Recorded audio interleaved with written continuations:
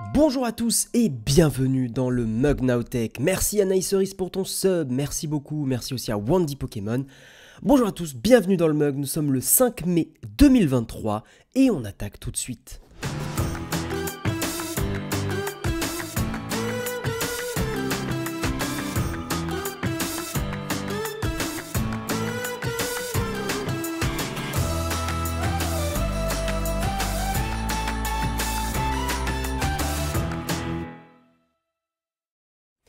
Et bonjour à tous, je suis flou. Pourquoi je suis flou?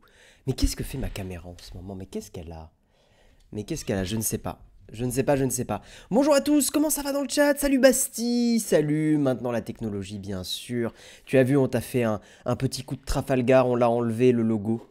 On s'est dit que le problème c'est que si les gens n'ont pas vu le Battle for et n'ont pas la vanne, c'est un peu compliqué. Attendez, je vais éteindre et rallumer la caméra parce que je ne sais pas. Je ne sais pas pourquoi elle galère ce matin. Hop, hop, hop, hop. Régler bien sûr la zone, la date et l'heure évidemment. Voilà, on va espérer que ça soit un petit peu mieux. Salut Wandy Pokémon, salut Nestor Bidule, Electribe, Sultan, Raphaël Tilto. Merci Mitsui Saka pour le sub, merci beaucoup. 27e mois d'abonnement, c'est énorme. Merci à toi. Merci énormément. Salut Aliane, salut Yves Cazel, je suis flou de vous, exactement. Non mais en vrai ça me fait un peu chier. Le problème c'est que pour me caler en focus manuel ça va être un peu pénible sur cette caméra. Non, bah, je sais pas pourquoi elle fait ça. J'ai l'impression que c'est quand je regarde de face elle me focus, mais si je regarde de côté, elle me focus plus. C'est exactement ça qui se passe. Ouais, ok. Faut que je regarde là. Si je regarde là c'est ok. Enfin je crois. Elle galère vraiment, mais c'est bizarre, elle le faisait pas avant. Je sais pas pourquoi. D'un coup, elle s'est mise à... Tiens, on va enlever un peu de lumière. Je sais pas pourquoi elle s'est mise à me faire flou. Je ne sais pas. La caméra fait le focus sur la cheminée. Je pense que la caméra a froid. Exactement, très bonne déduction. Ouais, le problème, c'est que retirer l'autofocus, ça va être hyper chiant. Donc, on va laisser comme ça, c'est pas grave, c'est pas grave. Je trouve que vous l'avez gardé très longtemps. C'est vrai qu'on l'a gardé un petit peu longtemps. Salut Camille, comment ça va? Salut, salut. Salut, salut. Bonjour à toutes et à tous en tout cas. Bienvenue dans le Mug. Ce matin dans le Mug, nous allons parler de plein de choses très intéressantes. Pour faire un petit sommaire rapide, hein, entre autres. Alors attendez, je vais mettre la scène navigateur, mais ça va bugger. Ça n'a pas bugué, c'est incroyable la technologie. Je regarde si j'ai raté des subs. Ouais, merci Dizzy13 et Légende2504. Je pense qu'ils ont sub en dehors du Mug. Donc merci à vous deux. On ne sait jamais si vous écoutez le Mug en replay. Voilà. Et effectivement, laissez les problèmes techniques à la modération pour éviter de spam le chat. Parce que c'est vrai que sinon ça floute beaucoup et c'est un petit peu plus compliqué pour les streamers pour lire. On va parler du Pixel Fold. Alors on en a parlé hier, hein, bien sûr, mais... un peu de façon très étonnante, Google l'a officialisé pour faire une vanne avec Star Wars, parce que hier on était le 4 mai, donc May the 4th be with you, blabla, vraiment cette blague commence à être un peu vieille, hein, honnêtement, mais il n'empêche que voilà, Google a annoncé son Pixel Fold hier. Bon, on va en rediscuter rapidement, hein, je vais vous la faire en bref. Donc ça c'est un article de Journal du Geek. On parlera d'un article de BFM Business, parce qu'on adore le business bien sûr. Face à des ventes qui s'effondrent, Cdiscount va revoir sa stratégie. C'est un peu compliqué chez Cdiscount en ce moment. Pourquoi ? On verra ça ensemble. On va parler d'un autre article du Journal du Geek, le Z Flip 5 qui a fuité, enfin en tout cas son écran externe a fuité. Je vous montre un petit peu en preview rapide, même si on en reparlera dans le Mug. Mais vous voyez que ouais, l'écran externe est assez énorme. Donc franchement, j'avoue que je suis assez agréablement surpris. Je sais pas si ça vous plaît ou pas. Moi, j'aimerais bien surtout que le Z Flip voilà, améliore pas mal de choses. Hein. C'était pas un des smartphones les plus fiables de la marque. Il y avait des problèmes effectivement sur la pliure, il y avait des problèmes surtout sur l'autonomie. En fait, c'était un des gros problèmes même le Z Flip 4 n'était pas un monstre d'autonomie, donc voilà. Donc ça, j'espère qu'ils l'auront amélioré, mais on en rediscutera tout à l'heure. On reparlera bien sûr d'intelligence artificielle parce que, n'en déplaise à certains, c'est l'actualité. Il y a énormément d'actualité sur l'IA. États-Unis, les risques liés à l'intelligence artificielle évoqués à la Maison Blanche. Voilà. Donc quand des gens disent que l'IA, ça part en cacahuète, qu'il n'y a aucun État qui s'empare du problème, en fait c'est factuellement faux. à peu près tous les pays, ou en tout cas la majorité des pays, s'emparent de ces sujets, commencent à légiférer, commencent à mettre des warnings. Est-ce que c'est suffisant? Peut-être pas, mais je veux dire, de là à dire que personne n'en parle ou que tout le monde s'en fout, non, il y a quand même un gap. Et on enchaînera avec un article des numériques. Pareil, on discutera ensemble de l'IA de Bing qui, ça y est accessible à tous. Donc si vous n'aviez pas testé Bing, la nouvelle version de Bing avec l'IA, qui marche assez bien, hein, très honnêtement, bah ça y est, vous pouvez, c'est désormais accessible à tout le monde. Donc on en rediscutera. Et on terminera si on a le temps, mais je pense qu'on aura le temps. J'ai un peu moins d'articles qu'hier. Et il n'y aura pas de tartine ou de cerise, on fera direct un corn fac. On discutera des influenceurs qui dissimulent les pubs. Bastille, je te vois. le drama lancé de nulle part. Non, je déconne pour Bastille, bien sûr. Non, mais par contre, c'est super important et intéressant, c'est que c'est pas encore ça chez les influenceurs. Et nous, chez Nowtech, ça nous fait un peu péter un câble parce que effectivement, on a toujours mis un point d'honneur à vous annoncer quand les choses sont sponsors. Pour nous, c'est super important. En tout cas, être assez transparent. Et c'est vrai que voilà, on n'y est pas chez les influenceurs. On n'y est pas du tout. Et j'avoue que je serais une personne qui serait pas, je suivrais pas l'actualité énormément. Et je verrais ce genre de news, je me dirais, mais en fait, les influenceurs, ils abusent de fou, quoi. Enfin, le terme influ-voleur, il sort pas de nulle part, et honnêtement, si j'étais pas dans le milieu, j'hésiterais pas, enfin, je me sentirais capable de dire, ouais, c'est vraiment pas... C'est pas terrible, quoi. C'est pas bien, hein, pour rester poli. Donc voilà, merci Sebli pour le sub, merci énormément, merci. J'achète tout sur Cdiscount, jamais de problème. Très bien François, mais ce n'est pas le sujet. Enfin, le sujet, c'est qu'effectivement, Cdiscount ne va pas très bien. On verra ça tout à l'heure. Ça dénonce, exactement, Amandine. Ça dénonce, bien sûr. J'avais eu des soucis avec Cdiscount il y a longtemps, mais ça s'est bien amélioré. Ouais, ça va mieux maintenant. Cdiscount, mes pires expériences. Cdiscount, c'est tellement de mauvaises expériences. On en discutera. Sortez les fourches dans une dizaine de minutes. Voilà. On en discutera à peu près dans 10-15 minutes. Probablement à cause de l'intensité du feu derrière. Non, je sais pas pourquoi la caméra part dans le flou de temps en temps. Mais je pense qu'il faut que je la foute en manuel dès que je peux. En tout cas, voilà pour les articles du jour. Le dernier article, c'est Numérama. Je sais pas si je l'ai dit. J'espère que ça vous plaira. On n'en a pas d'autres. Et je vous propose qu'on enchaîne tout de suite sur le Kawa. C'est parti.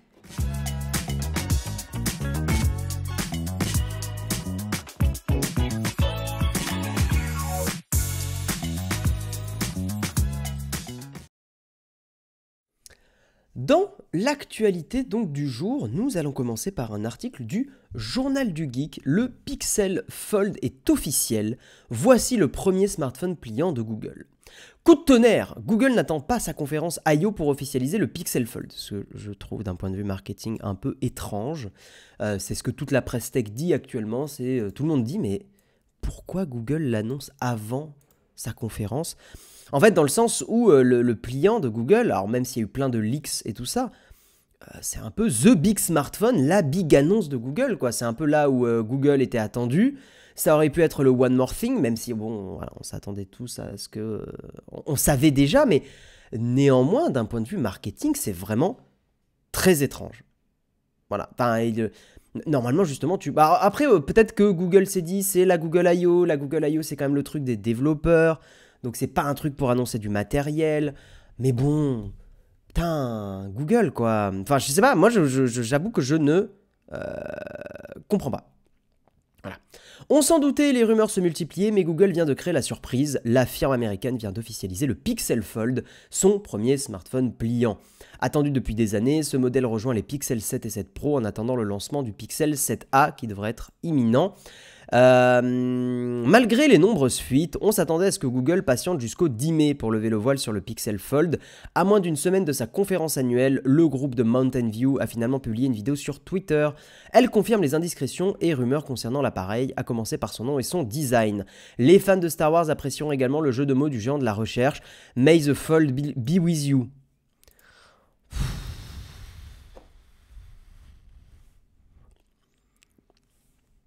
Il faut arrêter, hein.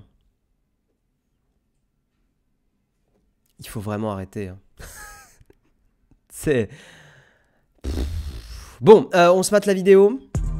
Alors on va enlever la musique par contre, j'ai pas envie qu'on se fasse copyright. Donc voilà, le Fold, l'annonce officielle de Google. C'était court. Bon, le design est très sympa. Voilà, soyons honnêtes, on l'a vu un petit peu déjà hier. Il y a pas mal de bordures sur les écrans de face, mais néanmoins, nonobstant, c'est très joli. C'est très réussi. Moi, ce que je trouve très intéressant sur le Fold, c'est la face avant du téléphone, qui a un écran assez grand. Ça, c'est cool parce qu'effectivement, quand j'avais testé le Fold de Samsung, je trouvais que l'écran avant était trop étroit et peu agréable à utiliser. C'était un vrai, je vais pas dire calvaire, le mot sera un peu fort, mais c'était un vrai souci, quoi. Donc voilà, mais en tout cas, je vous la remontre, l'annonce officielle. Est-ce que c'est un smartphone qui vous fait envie? Je sais qu'on en a un peu parlé hier, mais là, vu que c'est l'annonce officielle, on en rediscute un peu aujourd'hui, avec les annonces, avec les confirmations des rumeurs et tout. Est-ce que c'est un smartphone qui vous fait envie? Voilà. Voilà. Est-ce que c'est un smartphone que vous verriez acheter? On n'a pas d'infos sur le prix. Le prix avoisinerait les 1700 $, plus de 1500 € en Europe. Dans la moyenne du secteur pour un modèle Fold. C'est vrai qu'aujourd'hui, les téléphones commencent, les hauts de gamme commencent à coûter le prix d'ordinateurs portables. Ce qui, je trouve, est quand même un petit peu inquiétant, le mot est fort, mais un peu agaçant, quoi. C'est vrai que les smartphones ont beaucoup augmenté en prix. Je vous lis un peu dans le chat. Oui, mais non, à cause de la durabilité. Oui, probablement qu'il y aura 3 ans de mise à jour software, ce qui est vraiment pas assez. Comme des fois je suis restreint sur mon iPhone 12 mini, j'aimerais une petite tablette. Oui, par contre 1500 boules. Ouais, non, c'est énorme, bien sûr. Intéressant, mais pas le budget. Pas vraiment s'il n'est pas mis à jour plus de 3-4 ans. Non, comme tous les pliants. Tu serais étonné, Twisky67. Hein. Le Fold de Samsung, même si j'aime pas la façon dont il est designé, je trouve que les Fold sont des super téléphones et ça démultiplie pas mal de choses quand même. C'est juste que pour l'instant, moi je trouve le principal reproche que je leur fais, c'est qu'on n'y est pas encore, quoi. En termes de finition, on n'y est pas encore. Mais je pense que le Fold de Pixel de Google va être bien. Va être très bien. Dommage, il n'y aura que 3 ans de mise à jour Android. Ouais, très certainement. Fais pas ton vieux réac, laisse les fans de Star Wars apprécier les clins d'œil. Ah non, je taquine, moi. Moi, je vous rentre dedans. Hein. Je vous rentre dedans. Mais vous me le rendrez bien, il n'y a pas de souci. Je trouve ça marrant le pliant, mais ça ne m'attire pas du tout. Après, c'est pas si grave, personne n'achète de smartphone pliant. Peu de gens achètent des smartphones pliants, pas personne. Les confs Samsung n'attirent pas autant qu'Apple, ils n'ont pas d'autre choix que de faire des annonces avant pour attirer du monde. Tu veux dire les confs Google? Il y a du monde à la Google I.O. Non, je suis pas d'accord avec toi. Non, il y a du monde à la Google I.O. Merci Devoc pour l'abonnement, merci énormément. Je comprends plus rien sur Twitch, ça regarde des films et des séries, ça écoute de la musique, certains... Oula, un peu hors sujet Chakotay. On en discute à la fin de l'émission si tu veux. Franchement, le jeu de mots, c'est bon. Moi, je le trouve un peu forcé. En fait, si vous voulez, pourquoi moi je suis agacé par ce jeu de mots, c'est que je trouve que c'est vraiment... l'entreprise qui fait... les Jones. Enfin bon, les Jones, après, Star Wars, c'est peut-être pas trop les Jones, mais... les Jones, vous l'avez ou quoi? Vous l'avez, May the Fall, là? Je sais pas, je trouve ça forcé, je trouve ça un peu lourd. Je trouve ça pas fin, en fait. Amortir 1700 € sur 3 ans, franchement, ça devient délirant. Oui, par contre, voilà, je trouve que 3 ans de mise à jour software, pour ça, c'est compliqué.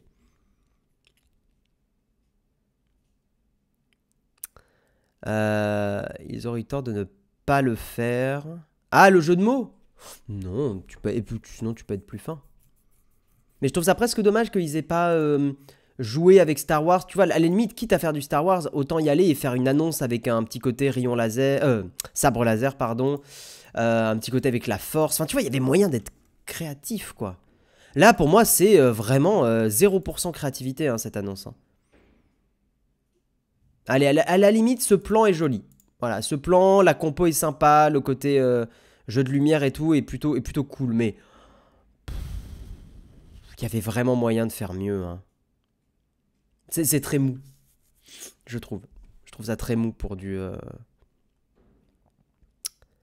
Qu'est-ce que t'as dit, Basti? Pas folle la guêpe.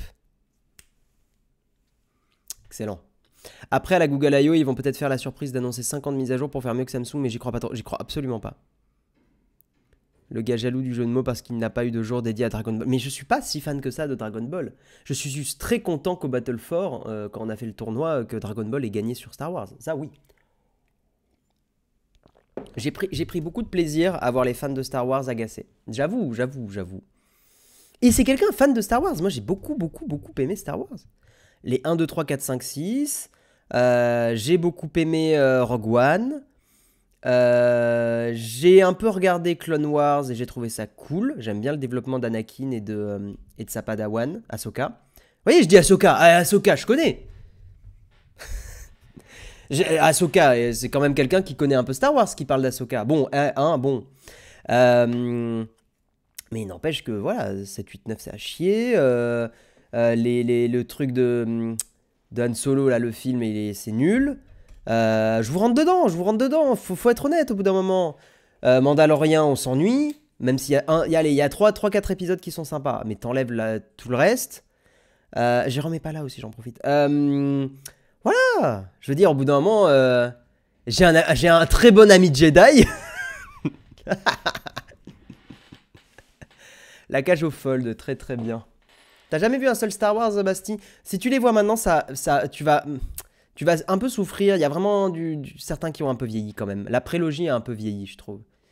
La trilogie originale, peut-être moins. Parce que tu sens que c'est plus d'époque, donc voilà. Mais la prélogie, c'était le début de l'époque un peu moderne du cinéma, décor virtuel, et tu sens que ça a vieilli. Ah non, mais la pop culture peut être très très très bien travaillée. Par exemple, la série Loki. Oh, on fait une digression là dès le matin. La série Loki, c'est du Marvel, s'il n'y a pas plus pop culture que ça. Pourtant, la série Loki, elle est assez bien écrite. Hein. Tu veux qu'on parle de Dragon Ball GT? J'ai pas vu. Mais c'est nul aussi. Aucun problème. J'ai un très bon ami Jedi. Bien joué, Olek. Très très bien joué. Hello, vive l'iPhone, même si j'aimais bien mon Pixel 7 Pro, je préfère mon 14 Pro Max, la durée des mises à jour est en faveur de la pomme et vu le prix j'ai choisi. Ah non mais, et t'es pas le seul à faire ce retour, il y a tellement de gens qui ont réessayé Android et qui sont revenus chez Apple. L'inverse aussi est vrai, hein. Mais globalement, il y a beaucoup de gens qui reviennent à chaque fois chez Apple parce qu'ils disent, bah le suivi quoi. Même si Apple, il y a 1000 trucs à critiquer, mais les gens ils reviennent parce qu'ils disent, bah le suivi. C'est que t'as une merde. En fait, l'iPhone c'est le téléphone chiant. Mais où tu es à peu près sûr que si tu as un problème, on sera là pour s'occuper de toi. C'est tout le temps ce qui se passe. Ça me fait trop chier le focus qui marche pas. Ça me perturbe. Après la Google I.O., ils vont peut-être faire la surprise d'annoncer 50... Ah oui, pardon, j'ai déjà lu ça. Bon, allez, on avance. Et on va parler de Cdiscount. Alors, hop. Cdiscount. Face à des ventes qui s'effondrent, Cdiscount va revoir sa stratégie. La filiale de Casino a vu son chiffre d'affaires chuter de 25% au premier trimestre.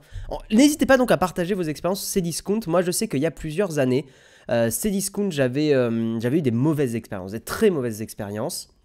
Je trouve que... après, je suis pas un gros consommateur de Cdiscount, hein, donc bon. Mais les 2-3 dernières expériences que j'ai eues, globalement, ça allait. Mais après, j'ai pas eu à avoir affaire à son service après-vente. Je sais pas ce qu'il en est aujourd'hui. La filiale de Casino a vu son chiffre d'affaires chuter de 25% au premier trimestre. Elle pâtit de son positionnement de pure player du e-commerce. Donc pure player, pour ceux qui ne savent pas, c'est les sites web qui ne vendent qu'en ligne. Voilà. Cdiscount continue de glisser sur son toboggan. Oh, c'est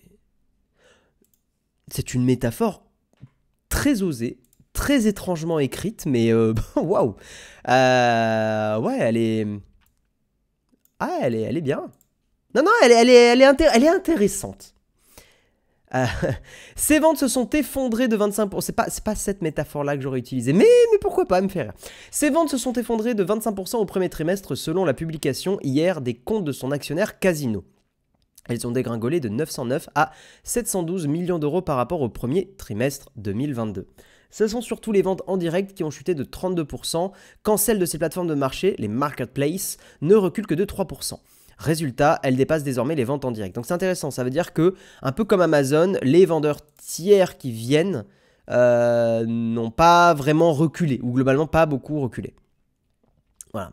Alors que les ventes en direct, donc les ventes officielles de Cdiscount ont beaucoup chuté. Intéressant, je serais très curieux de savoir pourquoi. Peut-être que Cdiscount n'est pas assez bon sur ses tarifs, peut-être que Cdiscount n'inspire pas confiance, je sais pas. Je sais pas. Cdiscount souffre d'un recul global du marché du e-commerce en France après les années phares 2020 et 2021. Oui, alors en fait, c'est là où j'aime pas le terme recul. C'est que, en fait, quel était le niveau pré-pandémie? Est-ce que c'est revenu au niveau d'avant la pandémie? Parce que la pandémie a vraiment été un truc très particulier où les gens se sont mis à commander beaucoup de matériel informatique. Donc oui, ça a boosté des choses, mais bah, au bout d'un moment, c'est normal que ça s'affaisse, quoi. Mais le site pâtit surtout de son positionnement de pure player du e-commerce. Son rival Fnac Darty profite à l'inverse de ses magasins pour amortir la chute. C'est intéressant de voir quand même, et ça on l'a vu aussi dans d'autres articles, hein, que y a du présentiel qui revient. Je sais pas si Flonflon est dans le chat, mais hier Flonflon discutait aussi du fait que les gens retournaient au cinéma. Et y a vraiment, j'ai vraiment cette sensation que ça y est, le Covid, globalement, c'est un peu terminé. Même si on n'est jamais à l'abri dans les futures années d'autres pandémies, hein, ça peut totalement revenir, mais globalement c'est terminé, et globalement les gens refont des trucs en présentiel. Alors je sais pas si vous dans le chat, vous sentez que vous faites plus de trucs en présence. Moi je vois aussi beaucoup d'entreprises qui sont beaucoup plus frileuses maintenant sur le télétravail qu'il y a un an ou deux. Donc je pense qu'effectivement, ouais, Fnac Darty, on aurait pu dire, ouais, les boutiques, Fnac Darty, c'est finito. Mais en fait, a priori, pas tant que ça, hein. Voilà, les gens restent habitués à aller quand même en magasin, en boutique. C'est un truc ancré en nous. Le virtuel est bien, mais je pense qu'il y a un vrai truc de les gens ont aussi besoin de tangibles. Je sais pas, je suis pas psychologue, hein, mais j'essaye d'analyser le truc. Je sais pas. Ses ventes sont restées stables au premier trimestre. Cdiscount sort de 2 années de pertes. En 2023, et 2023 démarre donc sur de mauvaises bases. Nos marges s'améliorent, promet la direction de l'entreprise, renvoyant aux résultats semestriels. Je vais vous lire dans le chat, hein, je finis l'article. Pour essayer de renverser la vapeur, la filiale de Casino tente un virage stratégique très fort. J'aurais mis pour essayer de remonter le toboggan. La filiale de Casino tente un virage stratégique très fort. Elle appliquait un modèle de croissance peu rentable de vente directe aux consommateurs. Elle va désormais accentuer la mise en place de sa plateforme de e-commerce pour les commerçants, proposant également du marketing digital. En gros, oui, elle va prendre un pourcentage sur les gens qui viennent faire du e-commerce. En vrai, elle a une carte. Cdiscount a une carte à jouer par rapport à Amazon. Amazon qui prend une énorme commission sur ses vendeurs tiers. Si Cdiscount arrive à prendre une commission moindre, Cdiscount peut totalement rafler la mise des vendeurs tiers et éviter qu'ils aillent sur Amazon, hein. Il y a un vrai truc à mettre en place. Oh. Je vais vous lire, je vois beaucoup de messages qui ont l'air super intéressants, je vais vous lire juste après. Merci Polestar SX, merci énormément pour tes 7 mois, et merci Devox, je crois que je t'ai déjà remercié, mais 37 mois, je te l'ai pas dit, c'est plus de l'amour, c'est de la rage, clairement. L'objectif est d'assurer des revenus plus stables que ceux de la vente en ligne en concurrence frontale avec Amazon. Nous assumons notre stratégie de transformer notre modèle vers la rentabilité. Oui, en même temps, ils vont pas dire l'inverse. Quitte à sacrifier du chiffre d'affaires. À l'étage du dessus, bon, enfin, c'est un investissement, quoi. À l'étage du dessus, Casino essaie de trouver un chemin pour valoriser au mieux son ancienne pépite. Le groupe avait déjà échoué à l'introduire en bourse en 2021. À l'époque, Fnac Darty avait regardé le dossier d'un rachat. Merci Babas pour ton sub. Fnac Darty avait regardé le dossier d'un rachat de Cdiscount, mais n'en proposait qu'à peu près 500 millions d'euros, là où Casino en voulait le double. Aujourd'hui, l'écart s'est creusé entre les deux acteurs du commerce de produits électroniques. On n'a pas besoin de Cdiscount pour nous développer. Ouf, ça pique. Avait d'ailleurs déclaré le directeur général de Fnac Darty, Enrique Martinez, sur BFM Business. Alors, je vais vous lire un peu dans le chat, ça a l'air intéressant vos messages. Je vais mettre le chat au milieu de l'écran, comme ça m'évitera de partir dans le flou. Je vais remonter un peu. Je vais remonter. Ouah, il y a eu beaucoup de messages. Ouah, vous avez envie de râler sur Cdiscount, hein. Aïe, aïe, aïe, aïe, aïe. Alors.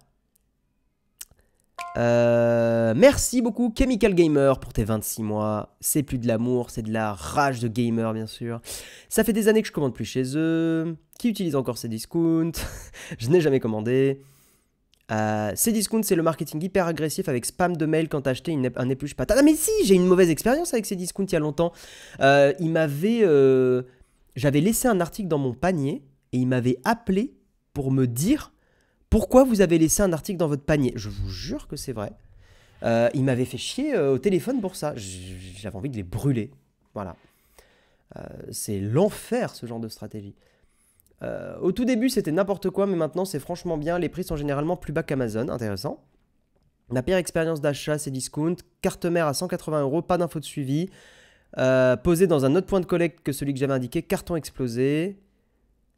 Est-ce que tu couvriras la conférence Asus concernant la ROG Ally? Non, probablement pas, mais on en parlera de la ROG Ally très certainement. J'ai récemment utilisé Cdiscount car j'avais une carte cadeau qui marche sur peu de sites. Pas ouf, mais ça allait. J'ai voulu acheter un PC portable, ils prennent la commande et ils mettent une semaine à l'annuler 3 fois de suite. Service hotline à chier. Cdiscount qui fait des offres smartphone en première page, m'envoie le mauvais, ne fait pas de remplacement. Ah oui. Je trouve que le comportement des consommateurs a changé. Les concerts principalement. Oui, les gens reviennent dans les concerts. N'oublions pas qu'il y a la crise. Ouais, mais tu vois, avec la crise, on pourrait s'imaginer que les gens ne vont pas en magasin. Avec la crise, on pourrait très très très bien s'imaginer que les gens restent plutôt chez eux et essaient de choper le meilleur prix depuis chez eux. Je suis toujours flou, hein. Ça me saoule. Attendez. Je vais prendre 2 secondes. Je vais vraiment essayer de régler ça. Ah, ça va être un peu la galère, mais je vais essayer de régler ça. Attendez, ça va être un peu chaud. Ah, mais je vois vraiment pas du tout l'écran en fait.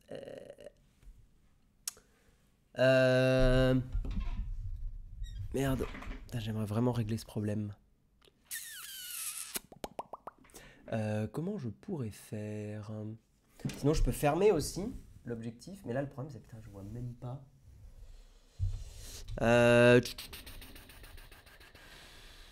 Ouais, putain, je sais pas. Je sais pas. Non, non, mais tant pis, on finira le mug comme ça. C'est pas grave, mais ça me saoule un peu. J'aime pas. Je me vois flou et ça me perturbe. Ça me perturbe un peu. Attendez, je peux pas essayer un truc. Ouais.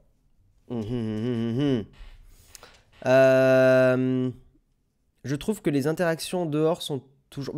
Ça me saoule. Je mets une petite pause rapide, les gens, et je reviens dans 1 minute, le temps de régler la caméra. Ça me perturbe trop. Je me vois tout le temps flou et ça m'embête. À tout de suite. Petite pause rapide. Normalement, vous avez de la musique pendant la pause.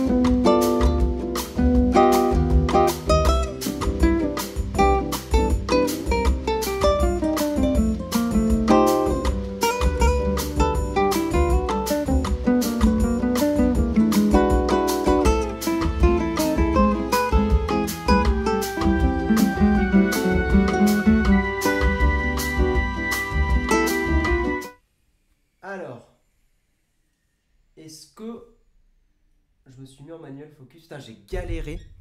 J'ai galéré parce que j'avais pas le retour de la caméra.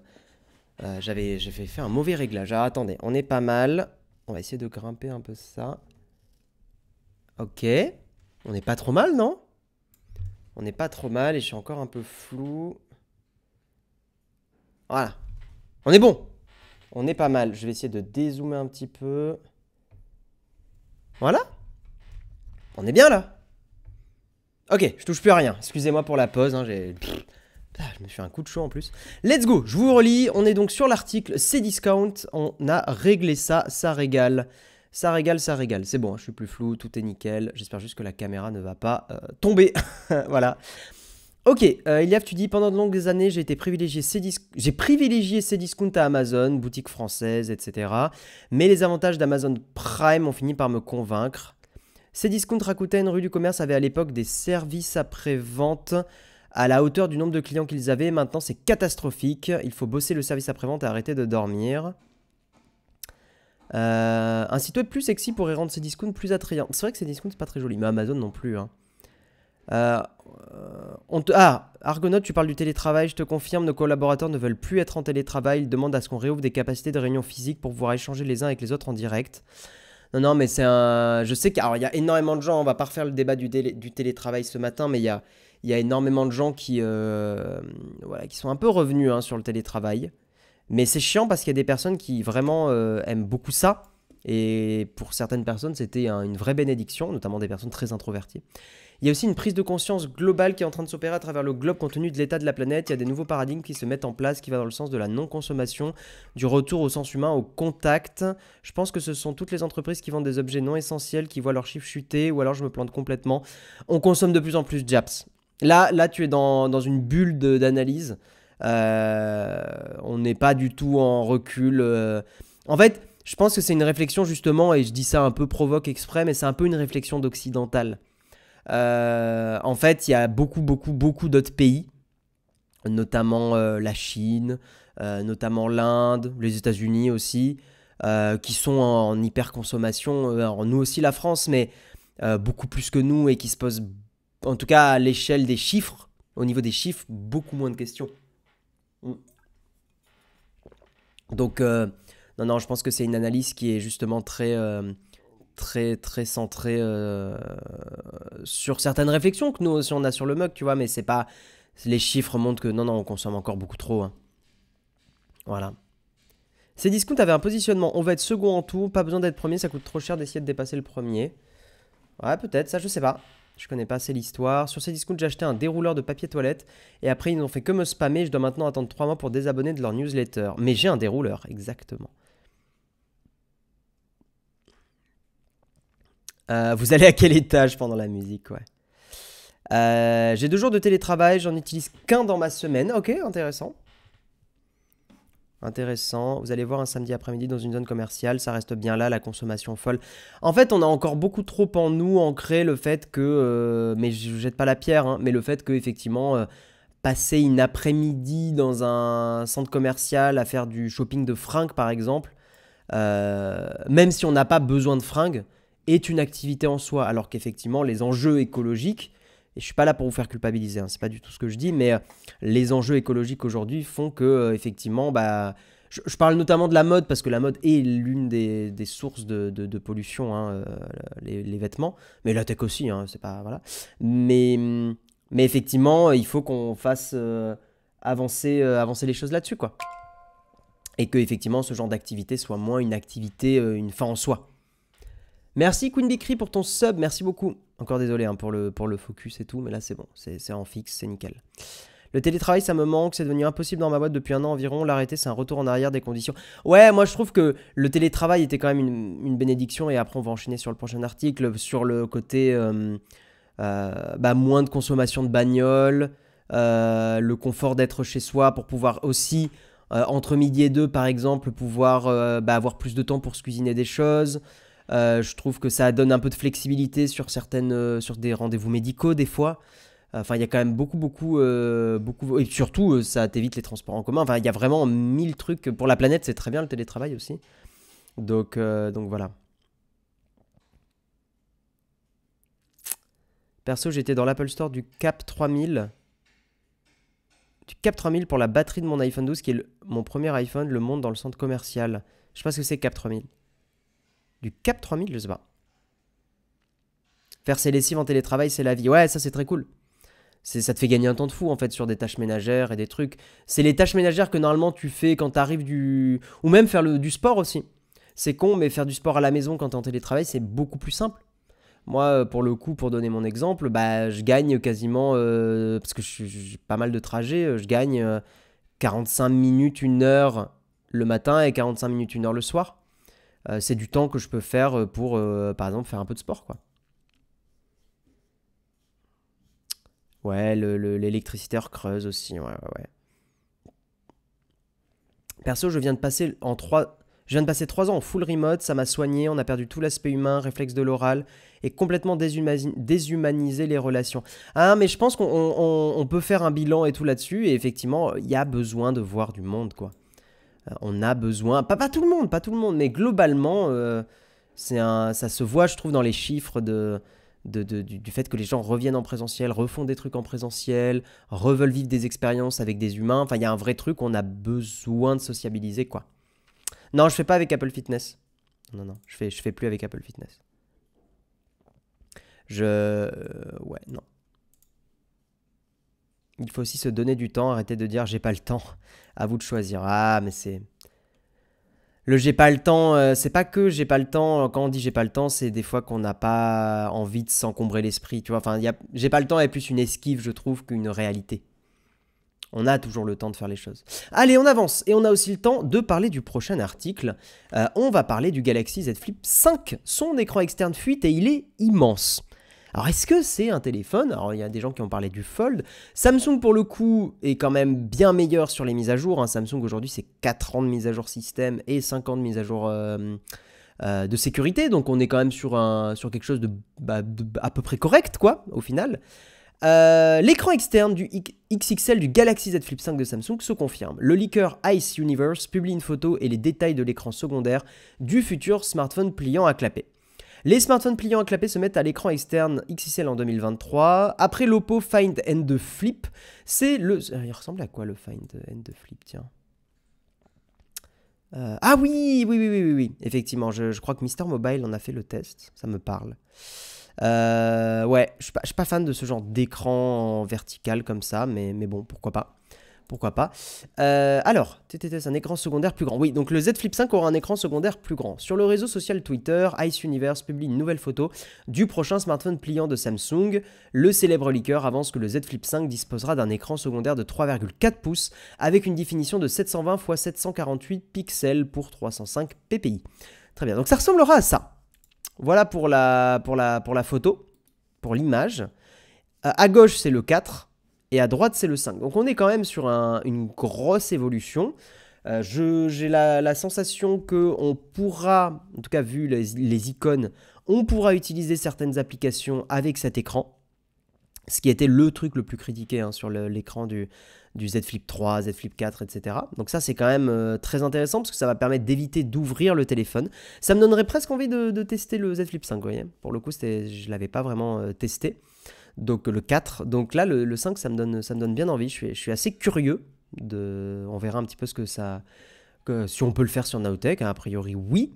Ça fait plusieurs semaines qu'on annonce la présence d'un deuxième écran plus grand sur le prochain Z Flip. C'est la première fois qu'une information aussi précise fuite sur la toile. Ce changement est majeur pour Samsung qui se contente d'un écran secondaire de 1,9 pouces sur le Z Flip 4. L'écran du prochain téléphone flip du géant sud-coréen serait même plus grand que celui du Find N2 Flip d'Oppo, 3,26 pouces. La fuite arrive quelques jours seulement après la publication de nouveaux rendus OneLeaks et Media Peanut qui ont publié une série d'images non officielles montrant le Z Flip 5 en se basant sur les rumeurs récentes. On pouvait déjà apercevoir le nouvel écran de 3,4 pouces, tandis que l'écran intérieur conserverait sa taille de 6,7 pouces, qui est assez grande, je trouve, très très verticale le Z Flip. Voilà. Donc ça, c'est d'autres images de ce que ça pourrait donner. Donc ça, c'est la face arrière, donc on aura vraiment ce design. Ils sont pas bêtes, Samsung, c'est assez iconique d'avoir une espèce de vague comme ça. La vague qu'il y a sur la face avant là, enfin au dos, Oui, plutôt au dos quand le téléphone est refermé. C'est assez malin, ça va donner quelque chose d'assez iconique et tout, et je pense que c'est une très bonne idée. Et après, bon, la face avant est beaucoup plus classique pour le coup, hein. Voilà. Voilà. La taille du cover display devient la nouvelle priorité des fabricants de smartphones à clapper. Outre Oppo et Samsung, Motorola aussi devrait proposer un grand écran sur son futur Razr 40 Ultra. Pour vous montrer un petit peu, ce futur téléphone pourrait ressembler à ça. Voilà. Là, vous avez ça, c'est le Motorola, avec une approche un peu différente, avec les modules photo intégrés dans l'écran. Bon, qui ont l'air assez gros, mais pourquoi pas. Mais en tout cas, ouais, c'est une approche complètement différente, je trouve. Effectivement.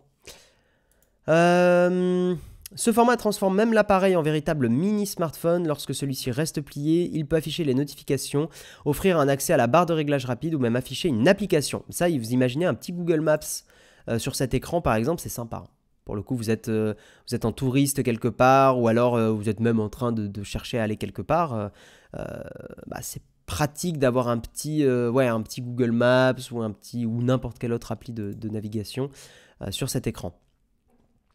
Il aide aussi l'écran de la face au dos à prendre des photos. À titre de comparaison, l'écran du premier iPhone mesurait 3,5 pouces avec une définition de 320 x 480 pixels. Bon, après, je trouve que la comparaison n'est pas très justifiée dans le sens où on compare un truc qui a 15 ans, quoi. Donc bref, la grande question est désormais de savoir comment Samsung exploitera cet écran. Pour le constructeur, cette dalle externe peut suppléer l'écran principal et réduire le nombre d'ouvertures du smartphone. C'est vrai, ça peut faire un peu augmenter la longévité. Même si un smartphone comme le Z Flip 4 revendique 200 000 ouvertures et fermetures, cela participe à l'allongement de la durée de vie du smartphone. Oui, on en a un peu marre de smartphones qui ont une durée de vie de quelques années. Voilà. Il faudra attendre le mois d'août pour découvrir officiellement le Z Flip 5. En plus du modèle à clapper, on attend l'arrivée d'un Z Fold 5. Tout à fait. Tout à fait. Bon, alors ça en pense quoi? Ça en pense quoi de ce téléphone? Est-ce que vous seriez prêt à craquer? Je sais que c'est pas un iPhone, pour certains c'est un gros critère, mais qu'est-ce que ça en pense? Des gens utilisent Android en 2023, il faudrait grandir. Aïe aïe aïe. Android. Hard disk. Hard disk qui arrive en bombe dans le chat, bien sûr. Salut. Putain, j'imagine, j'ai ta voix dans ma tête, Hard disk.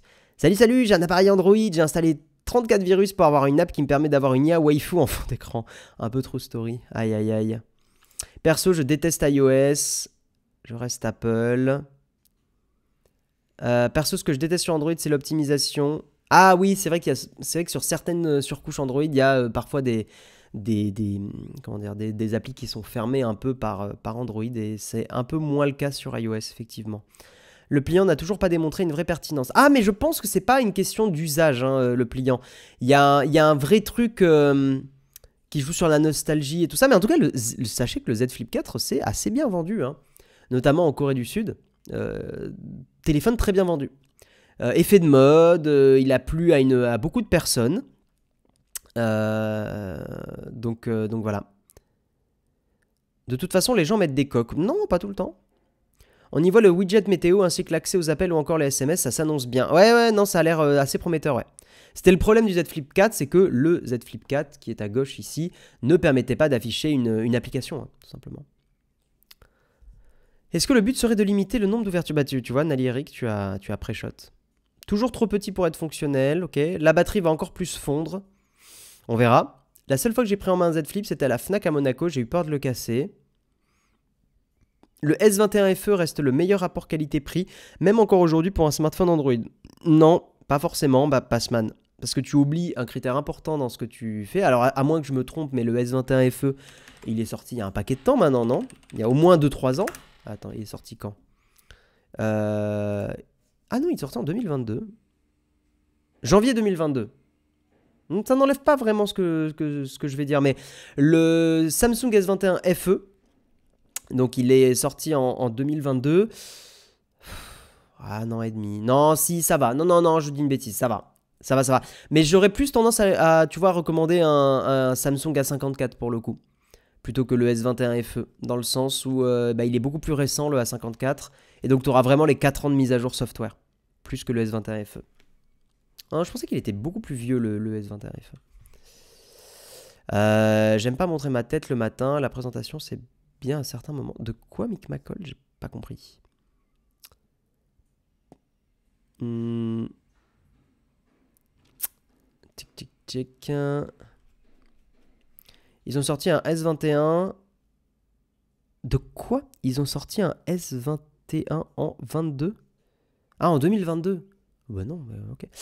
Perso, j'en ai juste marre du manque de créativité pour le design des téléphones. Depuis qu'Apple a sorti l'iPhone 12 avec des bords plats et les gros objectifs avec les mêmes diamètres, tous les constructeurs tendent vers ce style. Ouais, mais en fait, Xati Delta, ce qui se passe, c'est qu'il y a un... En fait, on est sur on est sur on est sur un marché mature des smartphones, tout simplement. Et qu'en fait, au bout d'un moment, t'as pas 46 000 designs pour des téléphones. Et en plus, tu dis ça, mais je suis pas d'accord avec toi, dans le sens où je trouve qu'aujourd'hui, on arrive à avoir des choses assez iconiques. Quand tu regardes ce que fait Google, par exemple, tu regardes le Pixel 7 Pro, allez, pour te montrer que lui, le Pixel 7 Pro, bah, je trouve très honnêtement qu'il a un design assez iconique, que tu retrouves pas à d'autres endroits. Aujourd'hui, tu as le Nothing Phone One qui a un design assez iconique. Voilà. Avec ses LED de couleur et tout. Alors là, on peut pas dire que pour le coup, il n'y a pas de la créativité. Quand tu regardes même, honnêtement, alors Samsung A54 ou d'autres, hein, mais je vais prendre celui-là parce que c'est voilà, on est en train d'écrire dessus. Le Samsung A54, alors il est très classique, mais il est assez joli, je trouve. Il a des couleurs intéressantes. Ouais, je trouve que c'est compliqué de dire qu'il n'y a pas de différenciation dans le design. Et bon, l'iPhone 14 Pro, après, c'est de l'iPhone, tu vois, mais ils sont pas moches, les iPhones non plus. Hein. Ils ont leur propre style. Non, putain, moi, vraiment, je partage pas du tout ton analyse. Je trouve on est sur un marché mature, mais qui arrive à faire des trucs un peu quand même originaux. Alors oui, on va pas avoir des smartphones LG qui se plient en 4, machin, mais je trouve qu'honnêtement, on a du choix, quoi. Ah, le matin, j'aime pas montrer ma tête, c'est pour ça que le télétravail, c'est bien. Ah oui, d'accord, je l'avais pas, excuse-moi. En fait, ce que Samsung a fait bien, c'est de sortir des appareils qui font rêver. Le smartphone fait plus rêver, on a tous un rectangle noir. Samsung amène de la débilité dans ce marché et premier degré, c'est une très bonne chose. Je comprends pas ce que tu veux dire par la débilité hard disk. Quelle débilité? Perso, j'adorerais voir le Oppo avec son écran déroulant, ouais. Petite question technique, pour les utilisateurs d'Android, les mises à jour système s'additionnent toujours plutôt que de s'incrémenter? Bah, je laisse ceux qui sont sur Android, mais je comprends même pas ta question. S'additionne plutôt que de s'incrémenter? Lol, on va faire un téléphone pliant. Ah oui, d'accord, oui, tente des trucs. Ok, je l'avais pas. Ouais, exact. Non, mais je trouve que bah ça, sur ça, je suis d'accord. Là où Apple est peut être un peu chiant dans le sens, bah ils sont toujours en observation et ils sortent toujours les produits quand ils sont sûrs que ça soit complètement mature. Samsung tente. Moi, c'est un peu la strat du fusil à pompe, c'est-à-dire tu tires un peu n'importe comment et t'as une balle qui va toucher. Voilà. Et en fait, c'est ce qui s'est passé avec les flips. Les flips n'ont pas marché, ils ont continué de tirer, de sortir les produits. Et au bout d'un moment, bah, oh, il y a le Z Flip 4 qui se vend bien. Voilà, la stratégie du fusil à pompe. De la dispersion des balles. Ah non, moi, honnêtement, je pense que je comprends pourquoi certains ont l'impression. En fait, il y a tellement de youtubeurs, il y a tellement de personnes qui ont dit que le marché des smartphones, c'est super chiant aujourd'hui. Oui et non. Franchement, quand on prend le temps de regarder, en fait, pas tant que ça. Hein. Pas tant que ça. Il y a des tentatives de trucs. L'incrémentation, Manon, c'est de rajouter plus 1. C'est ça. L'innovation, ce n'est pas de l'expérimentation. Permets-moi de te contredire, Lorange. Je trouve que les deux termes sont absolument liés. Tu peux pas innover sans expérimenter. L'un est imbriqué dans l'autre. Aujourd'hui, le truc qui est terrible, c'est qu'il n'y a aucune raison d'avoir autre chose qu'un iPhone. Bah en fait, c'est ton analyse que je... Est-ce que je la partage? Je serais pas aussi vénère, mais... Je dirais... Je pense que nous, on est un peu biaisé hard disk. Parce que nous, on est dans des métiers où les iPhones, vu les capacités vidéo, nous, c'est assez pertinent pour le taf qu'on a. Mais honnêtement, hard disk, bah, tu vois, nous, on est en train d'écrire une vidéo sur les milieux de gamme actuellement. En fait, maintenant, pour 500 balles, tu as de l'Android milieu de gamme qui fait vraiment le taf. Notamment, donc tu vas avoir le 7A de Google qui va sortir bientôt, le Pixel 7A qui sera a priori très très bien, même si que 3 ans de mise à jour système. Mais bon, 5 ans de mise à jour sécurité, ça passe. T'as donc le Samsung A54 qui est... Tous les youtubeurs en parlent en ce moment. T'as MKBHD qui a fait une vidéo dessus. Non, globalement, honnêtement, enfin, moi je trouve pour le coup Android, je dirais en fait qu'Android, je suis pas sûr que j'y foutrais si c'était moi qui achetais. Hein. Après, vous faites évidemment ce que vous voulez, mais je sais pas si j'investirais dans un haut de gamme Android. En fait, c'est ça, c'est que si je devais prendre du haut de gamme, je prendrais plutôt un iPhone. Si je devais prendre du milieu de gamme, je prendrais plutôt de l'Android. Et j'en serais très satisfait. Voilà. Voilà. Tous ces Apple addicts dans le chat. Honnêtement, et c'est là où je pense Hardix pourrait vous partager ça aussi, mais c'est pas, enfin, on n'est pas fanboy. Hein. Genre, très sincèrement, je l'ai dit hier et je le redirai aujourd'hui, quand j'étais dev, pendant 1 an et demi, quand je suis retourné dans ma boîte, j'étais très content d'avoir un Pixel. Je m'en foutais d'Apple. Complètement. Donc c'est pas, on n'est pas fanboy d'Apple, on prend vraiment ce qu'on pense être le meilleur pour notre taf, quoi.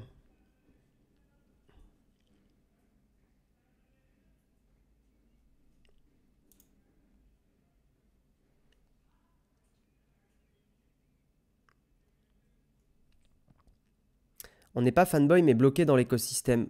Non. Franchement, non. J'aurais bien aimé voir un écran e-ink couleur à l'extérieur sur le Samsung Flip, mais bon, la tech est pas au point. Ouais, un écran e-ink, ça aurait pu être super intéressant. Ah non, mais on n'est pas du tout dans le mépris, Jess, on est bien d'accord. Hein. On est bien d'accord. Moi, je suis team Android et team iPhone. Je suis tout, moi, je suis tout. J'aime tout. Mais je vous garantis qu'on n'est pas fan. Définitivement. En tout cas, alors, peut-être, Jérôme ou Marion, je sais pas, mais même eux, non, on se définissent pas comme ça. Enfin, en tout cas, moi, non. Voilà. Mais c'est pas, je le prends pas ça pour me défendre ou quoi. Je sais qu'il y a. Mais on n'est pas. C'est pas la première fois hein, que soit dans le chat, soit sur les réseaux et tout, il y a des gens qui disent on est fanboy d'Apple. Non. On est une chaîne Apple. Ça, par contre, on le reconnaît totalement. On le voit dans les chiffres. Les gens viennent nous voir pour les Apple Watch, pour les iPads, pour les iPhones. Ça, on est une chaîne Apple, clairement. On n'est pas fanboy Apple. Ça, par contre, définitivement, non. On aime énormément de choses dans les produits Apple, comme on aime énormément de choses dans plein d'autres produits, mais on n'est pas fanboy. Instagram a toujours pas l'accès à l'API hardware d'Android pour prendre des photos, ils font toujours un screenshot. Non, ça s'est amélioré, ça, Hardisk. Ça s'est amélioré. Est-ce que c'est raisonnable de faire l'expérimentation grand public et de croiser les doigts en termes écologiques? Ah, c'est un autre débat. Mais ça se discute. Oui, partage un peu, effectivement.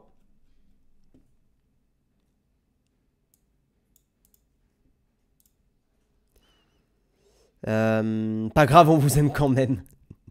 Salut Nicolas Sympa, bienvenue à toi. Peut-être juste trop de titres avec le mot Apple dans le titre. Non, mais par contre, ce qui se passe, c'est qu'il y a un biais d'exposition. C'est qu'en fait, comme il y a plein de gens qui voient qu'on parle d'Apple, et que dans le mug, par exemple, on traite beaucoup Apple, les gens disent qu'on est très très fan d'Apple. Mais en fait, si on fait ça, c'est qu'on sait que le public qu'on a est très sensible à Apple. Ouais, je sais, Hardis, que toi, t'étais très anti-Apple pendant 10 ans et à partir des processeurs M1, t'es revenu dedans, ouais. Mais Apple a maturé énormément en quelques années. Hein. Moi, je détestais Apple il y a 5-6 ans. Je trouvais ça pas ouf du tout. Hein. C'était vraiment pas dingo du tout. Le pas bloqué, j'y crois pas. Bah, en tout cas, moi, personnellement, non. C'est un truc que j'en avais parlé dans une vidéo. Mes contacts, mes rappels, mes to-do, tout ça n'est pas chez Apple. Je peux passer d'un Apple à un Android, à un iPhone très facilement. En fait, j'ai pas grand chose dans iCloud.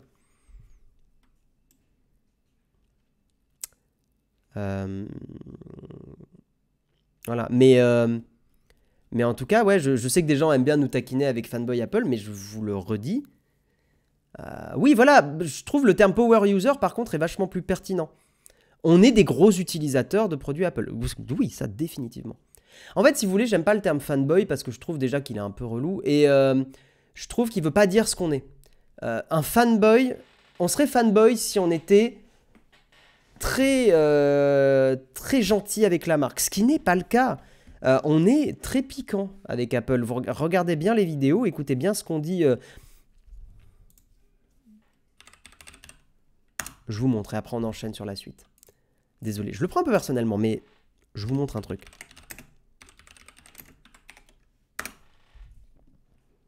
Voilà. Je pense pas qu'en faisant ce genre de vidéo, iPhone 14, c'est une blague avec un nez rouge sur la gueule de Tim Cook. Je pense pas qu'on soit fanboy. Voilà. Et ce qu'on dit dans la vidéo, c'est que c'est un peu à chier cet iPhone 14. Voilà, donc non, définitivement, j'aime pas ce terme, je trouve qu'il nous correspond pas. Allez, on va avancer, sinon on va en parler 46 minutes. Voilà, mais un fanboy, ça met du gel et ça lit des livres de philo. Non, surtout un fanboy Apple lirait beaucoup de biographies de Steve Jobs, et voilà. Qu'est-ce que tu penses du pseudo H1N1virus? Ça, Battlefield à l'époque. Ah oui, à l'ancienne, tout à fait. T'as pas lu la fin? De quoi? Putain, mais... Ça s'appelle... Oh putain, j'avais pas lu la fin. Ça s'appelle Léo Duff. Écoute, Hardis, je te laisse clasher Léo Duff. Je me désolidarise, bien sûr. Non, en vrai, on le clash aussi, bien sûr. Allez, on avance et on va parler d'IA. Eh ben oui, bien sûr, évidemment. États-Unis, les risques liés à l'intelligence artificielle évoqués à la Maison-Blanche. Les géants de la tech ont été invités à la Maison-Blanche jeudi 4 mai pour parler de l'intelligence artificielle, technologie actuellement non régulée et dont Washington se soucie. Pour en parler, les dirigeants de Google, Microsoft, Anthropic et OpenAI ont été reçus pendant 2 heures par la vice-présidente Kamala Harris, qui n'a pas manqué de les appeler à la prudence. Des grands noms du monde de la tech ont été invités ce 4 mai, donc Sundar Pichai, Google, Satya Nadella, Microsoft, mais aussi Sam Altman, OpenAI, et ça a l'air d'être tout. Sam Altman se faisait l'apôtre d'un futur où l'intelligence artificielle serait partout, plus intelligente que les hommes selon ses mots. Et ce futur fascine autant qu'il inquiète jusqu'à Washington. C'est pour cela que ces géants de la tech ont été invités à la Maison-Blanche et reçus par quelqu'un qui les connaît bien pour la plupart, la vice-présidente des États-Unis, Kamala Harris, ancienne sénatrice de Californie, qui est originaire de... On s'en fout un peu. On avance. Ensemble, ils ont parlé développement, mais aussi régulation, car actuellement, le contrôle de l'IA est laissé aux seules entreprises. Notre objectif est d'avoir une discussion franche sur les risques actuels et à court terme de l'intelligence artificielle, a indiqué la Maison-Blanche sur son carton d'invitation. Kamala Harris a appelé les grands patrons face à elle à un devoir moral de protection contre les dangers de cette technologie. Ainsi que je l'ai fait savoir aux patrons d'entreprises à la pointe de l'innovation américaine dans l'IA, le secteur privé a un devoir éthique, moral et légal de s'assurer de la sûreté et de la sécurité de ses produits. Comment vous dire que je ne crois absolument pas dans les fameux... Bon alors les entreprises... Alors les entreprises, on est ensemble là, on discute un petit peu. Bon, votre but c'est de faire du profit, mais soyez cool un peu quand même. Hein. Voilà...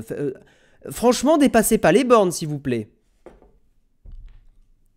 Faites des lois. Pitié. L'administration Biden travaille actuellement sur un plan à 140 millions de dollars et réfléchit aux moyens de mieux encadrer l'IA. Voilà, ça c'est ce qu'on veut. Et ce, tout en encourageant cette technologie en plein développement. Très bien. Putain, on n'a pas plus d'infos. J'aurais aimé quand même un peu plus d'infos sur ce qui est envisagé par le gouvernement américain, parce que là, c'est quand même un peu mou. Et vraiment, le côté tape sur les doigts de « Bon, allez, faites attention, franchement, dépassez pas des limites, machin et tout. » Putain, pitié, quoi. Voilà, on sait très, très, très bien... Ouais, faisez attention, exactement. Non, vraiment, c'est un peu insupportable, quand même. Merci Nicolas Sympa pour le sub, c'est plus de l'amour, c'est de la rage. Exactement, 18 mois d'abonnement, merci énormément. Merci. Je vous trouve un peu trop fanboy ChatGPT. Très bon, The Algorithme, très très bon. Elon Musk a évidemment pleuré sur Twitter de ne pas avoir été invité. C'est vrai, il a râlé sur Twitter, le Musk. Oh putain. Oh là là là là. Fan d'Apple, OpenAI, Microsoft, Google face à Harris, ouais. Enfin, les gars s'inquiètent des IA. Skynet dit que c'est trop tard. Encore un sujet, je vais pouvoir sortir mes takes désastreuses. Ah, mais c'est ça. Tu nous fais l'animation en fait ce matin dans le mug. Tu es l'antagoniste du chat. C'est du clickbait. Il n'y a que des reviewers qui pourraient parler comme ça.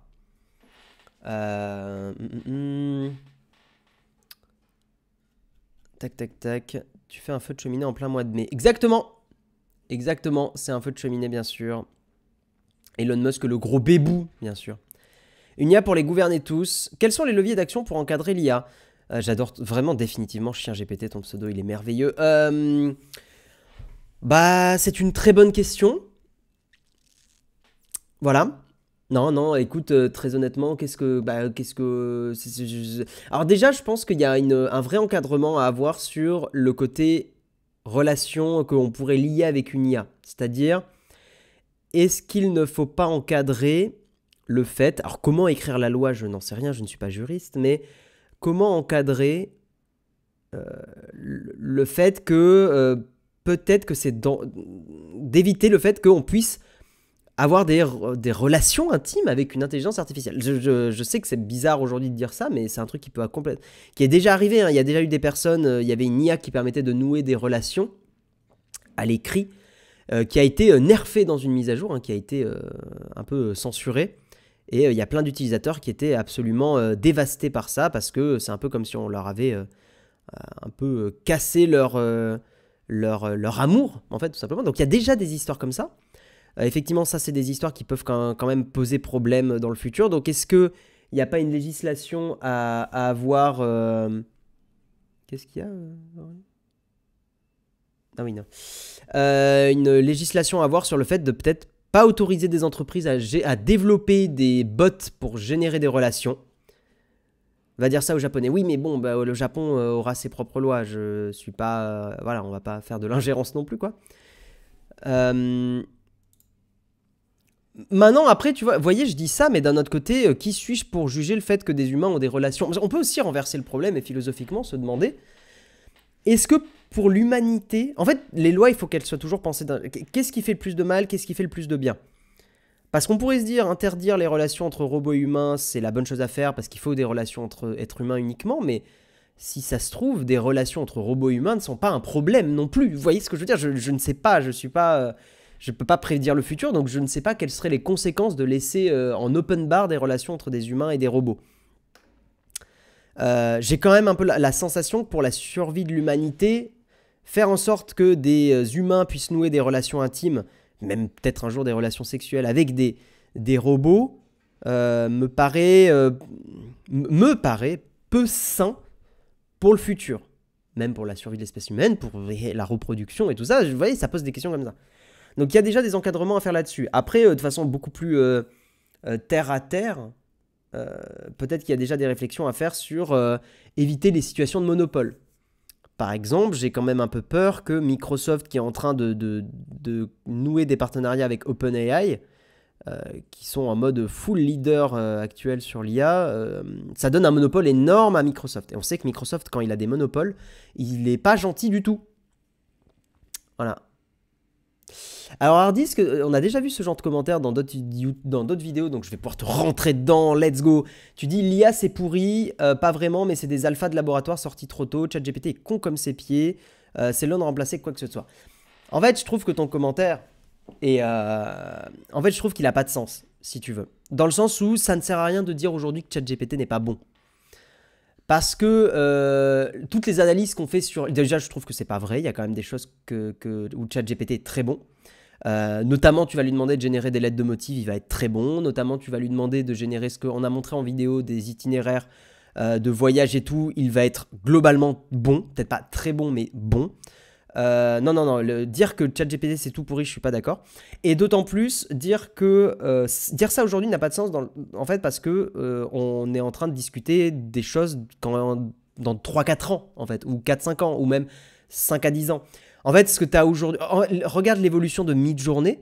En même pas un an, on est passé d'images complètement dégueulasses à des images où tu ne peux plus différencier une photo d'une image générée par IA. Factuellement. Fais le test, va sur Reddit, va sur sur Midjourney, tout ça, ou regarde sur le site de Midjourney, regarde les portraits. C'est impossible maintenant de faire la différence entre une vraie photo et une photo générée par IA. Impossible. Voilà. Ouais. Il est très fort à faire des trucs très précis, mais ça va absolument remplacer rien du tout. Aujourd'hui, faut compter les doigts. Non, les doigts sont gérés maintenant. Tu as aujourd'hui, Midjourney te génère des mains à 5 doigts, sans aucun problème. Voilà. Alors, aujourd'hui, je te dirais que, allez, une photo sur deux est bien générée. La deuxième génération, des fois, va un peu merder. Mais globalement, voilà, quoi. C'est quand même un peu la culture de la médiocrité. Qu'est-ce que tu appelles médiocrité, Cédez Lopez? Je te laisse développer. Je vois pas en quoi utiliser un outil est de la médiocrité. Si je te suis, ça veut dire que utiliser un ordinateur, c'est de la médiocrité. Pourquoi tu fais pas tes calculs complexes de tête? Pourquoi tu utilises une calculatrice? En fait, ça n'a pas de sens de dire que l'IA est de la médiocrité.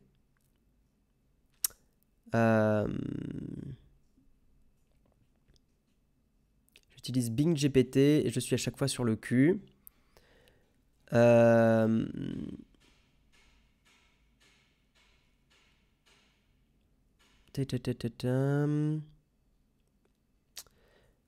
pense qu'il faudrait surtout que les photos réalisées par un appareil puissent avoir un mode capable de taguer la photo. Ouais, ça on en a parlé maintenant dans un mug, c'était un article que j'avais fait.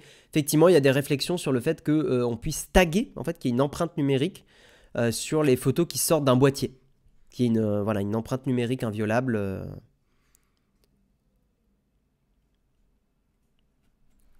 Ça fait quelques semaines que ça parle de ça. Ça fait quelques semaines que ça parle de ça. Pourtant, ça n'a rien changé à ma vie de tous les jours. Oui, mais aujourd'hui, encore une fois, il faut qu'on se projette. Nous, notre analyse sur Nowtech, c'est qu'on est en train de vivre une révolution, vraiment. Évidemment qu'aujourd'hui, elle n'est pas encore en train d'avoir un impact direct, etc. Mais on est en train de vivre une révolution et d'ici quelques années... Merci Sylvain LTO pour ton abonnement 33 mois, merci énormément de ta fidélité. Il faut vraiment comprendre que voilà, dans quelques années, l'IA va vraiment chambouler énormément de choses. Nous c'est notre analyse. Et franchement, prenez en main ChatGPT. C'est pour ça qu'on a fait la vidéo récemment sur la chaîne. Prenez en main l'outil. Vous allez, si vous prenez le temps de bien prompter, vous allez quand même être bluffé. L'IA ayant un niveau moyen, je pense que le niveau global finira par descendre car des gens qui aujourd'hui ne comptent pas dans la moyenne se trouvent à faire des choses moyennes. Oui, c'est une révolution, je me permets de tempo parce que le grand public ne se rend pas compte à quel point on est à 10 ans de voir un truc viable encore. Regarde les voitures autonomes, ça marche toujours mal. Oui, alors c'est vrai que les voitures autonomes, on n'y est pas encore. On n'y est pas encore. Mais 5 à 10 ans, on aura un truc très puissant. Et il y a déjà, comment il s'appelle, Benjamin Code qui a parlé du fait que l'IA commence, je crois qu'il a fait une vidéo, je ne l'ai pas vu la vidéo, mais il me semble que dans sa vidéo, il parle du fait que l'IA commence à avoir des impacts sur les métiers de développeurs. C'est aussi en relayant le fait que ça va révolutionner les choses que les gens finissent par le penser. Il n'y a qu'à voir les sondages. Concernant GPT, je ne me prononce pas vraiment, mais l'IA de manière générale, c'est une avancée pour certaines choses, mais il faut légiférer quand ça touche à la privacy. En Europe, on a la chance, Passman, d'avoir effectivement le RGPD qui nous a un peu protégés de certaines dérives de ChatGPT. Mais après... moi, ce que je critiquais hier beaucoup, c'est le fait que les gens disent que l'IA va détruire l'humanité. Ça, par contre, ça me sort par les trous de nez. J'en ai parlé hier. Là, vraiment, ça me brise les fesses. Parce que je trouve ça absolument alarmiste alors qu'on ne sait pas prévoir le futur. Par contre, pourquoi nous on dit que ça va révolutionner, parce que vous pourriez dire, mais vous pouvez pas prévoir le futur, c'est qu'en fait, notre expérimentation actuelle de l'IA fait que c'est déjà en train de révolutionner des travaux, des métiers. Par exemple, aujourd'hui, on pourrait générer des scripts de vidéos YouTube. Alors, ils ne seraient pas parfaits, ils seraient un peu conventionnels, mais on pourrait générer des scripts de vidéos YouTube avec ChatGPT et les faire sur YouTube. Ça marcherait pas, vous sentiriez qu'il y a un truc qui ne va pas parce que nous, on a un ton sur Nowtech qui est un peu particulier, mais pour une personne qui a jamais fait du YouTube, qui arrive avec un texte généré par ChatGPT, franchement, ça passe. Par exemple, alors voilà, je vais prendre mon exemple, et je l'aime énormément, mais c'est pas une critique, mais Hugo Décrypte, je trouve que s'il y a bien une personne, parce que Hugo Décrypte, il fait de l'annonce d'actualité, dans un style très neutre AFP. Le style très neutre AFP, journalistique, voilà, est totalement gérable par une IA. Donc c'est en train de remplacer d'une certaine façon le métier d'Hugo Décrypte.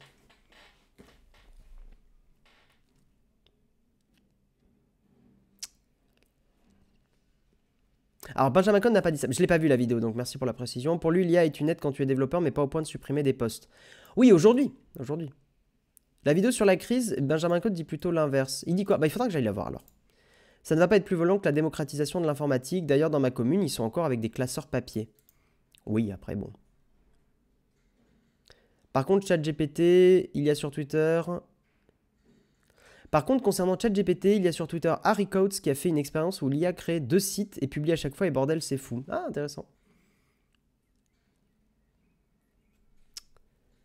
ChatGPT a été banni de Stack Overflow, site massivement utilisé par les développeurs du monde, car des utilisateurs se sont mis à répondre massivement à des questions avec ChatGPT. Ces réponses ont l'air correctes à première vue, mais ne le sont pas dans la plupart des cas. J'étais aussi emballé pour le développement, mais ça donne du code très générique qu'il ne vaut mieux pas utiliser. Oui, aujourd'hui. Dans quelques années, ça sera beaucoup moins le cas.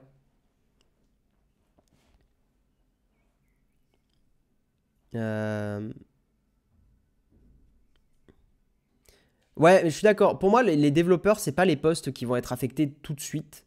Je pense qu'il y a beaucoup plus de postes du style traducteur de texte, écrivain aussi, écrivain de, enfin comment on dit, pigiste, tout ce genre de métiers-là qui peuvent être totalement affectés par de l'IA, ouais, clairement.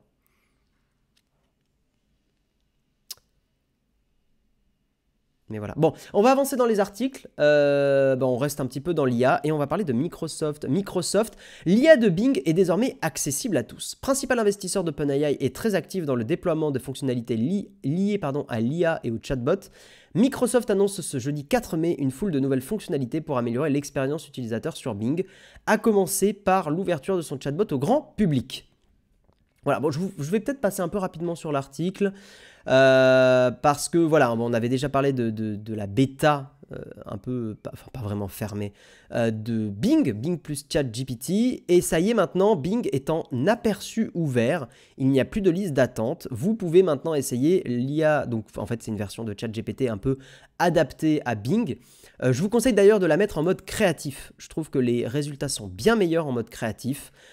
Certains sur Reddit estiment que, enfin, ont un peu analysé que le mode créatif c'était GPT-4, GPT-4, c'est pour ça que les résultats étaient un petit peu meilleurs. Autre nouveauté, l'intégration de Bing Image Creator dans le chatbot de Bing. C'est vrai que sur Bing, vous pouvez aussi générer des images par IA. Les résultats ne sont pas du tout au niveau de Midjourney, mais néanmoins, c'est quand même intéressant. Mais a priori, ça a l'air de s'être mélangé justement au chatbot de Bing. J'ai pas encore pu tester. Mais vous pourrez notamment télécharger des images via le chatbot et rechercher sur le web du contenu connexe. Voilà, donc ça, c'est ce qu'on appelle des IA. On est en train de faire des IA multimodales, hein, qui ont plusieurs possibilités. Vous aurez l'historique du chat aussi. Ça, c'est un truc qui manquait vraiment sur Bing. Ça, c'est vrai que c'était très embêtant.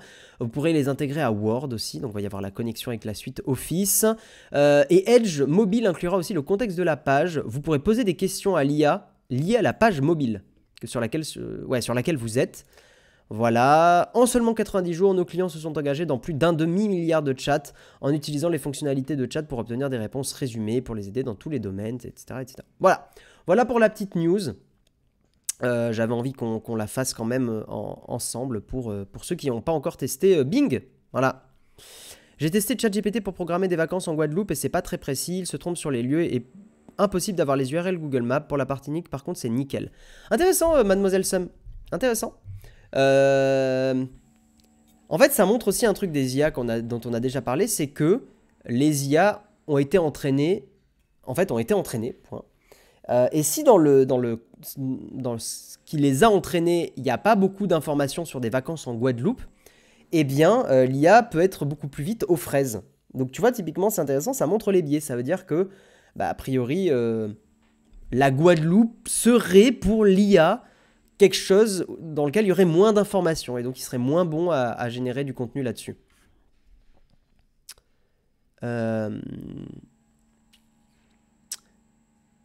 Pour les pigistes, les robots Reuters font déjà ça. BuzzFeed ou des motivateurs sont faits par des algos. Oh, ça m'étonne pas, on y arrive. Hein. On y arrive. Hein. De plus en plus, on va pouvoir aussi adapter le style dans les IA. On peut déjà un peu le faire, hein, mais de plus en plus. En tout cas, ce que j'essaye de vous dire, et je dis pas ça de façon méprisante, mais ce que j'essaye de vous dire, c'est que dire aujourd'hui que l'IA est nulle parce qu'elle n'a pas répondu à votre besoin spécifique, pour moi, ça n'a pas de sens. En fait, c'est en constante amélioration et ce qu'on teste aujourd'hui ne sera même pas ce qu'on pourra tester dans 6 mois. En fait, on parle même pas d'évolution en termes d'années, on parle des fois d'évolution en termes de mois. Midjourney a évolué en quelques mois. La génération d'images est passée de trucs vraiment pas ouf. Par exemple, Midjourney 2 ou 3, c'était pas super. c'est passé à Midjourney 4 qui nous a tous bluffés. Midjourney 4, on a fait putain, ouais, ok. Mais il reste quand même 6 doigts, 7 doigts. On était là, c'est pas bien, il y a 6 doigts et tout. Et en quelques mois, paf, Midjourney 5. Et le problème des doigts était très, très bien corrigé. Et paf, 2 mois plus tard, Midjourney 5.1 qui est beaucoup plus créatif, beaucoup plus fort dans les images. Et donc, dans quelques mois, on aura peut-être Midjourney 6, etc., etc. Et pour moi, c'est pareil pour ChatGPT. On a eu GPT 3.5 en quelques mois. On a eu en quelques mois GPT 4. Peut-être que là, il faudra peut-être un an pour GPT 5, etc. Mais vous voyez ce que je veux dire? C'est que la façon dont vous utilisez l'IA aujourd'hui, elle vous a peut-être pas rendu service aujourd'hui, mais c'est pas impossible que dans quelques mois, votre utilisation soit d'un coup utile. Voilà. Voilà, et Wolf, je vais reprendre un peu ta métaphore, mais effectivement, l'IA, c'est vraiment une pierre qui roule, presque un peu une boule de neige, voilà, je dirais plus une boule de neige, qui est en train de descendre de la montagne et qui est en train de grossir, grossir, grossir, grossir.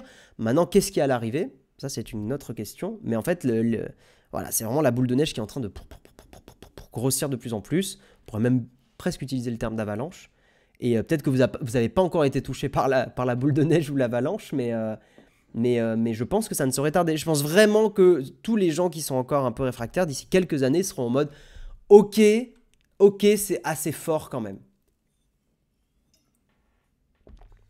Voilà. Mais maintenant, je comprends aussi le côté un peu provoque de dire l'IA c'est nul et tout. Voilà, comme l'a fait Hardisk tout à l'heure. Et on comprend la provoque, bien sûr. Mais...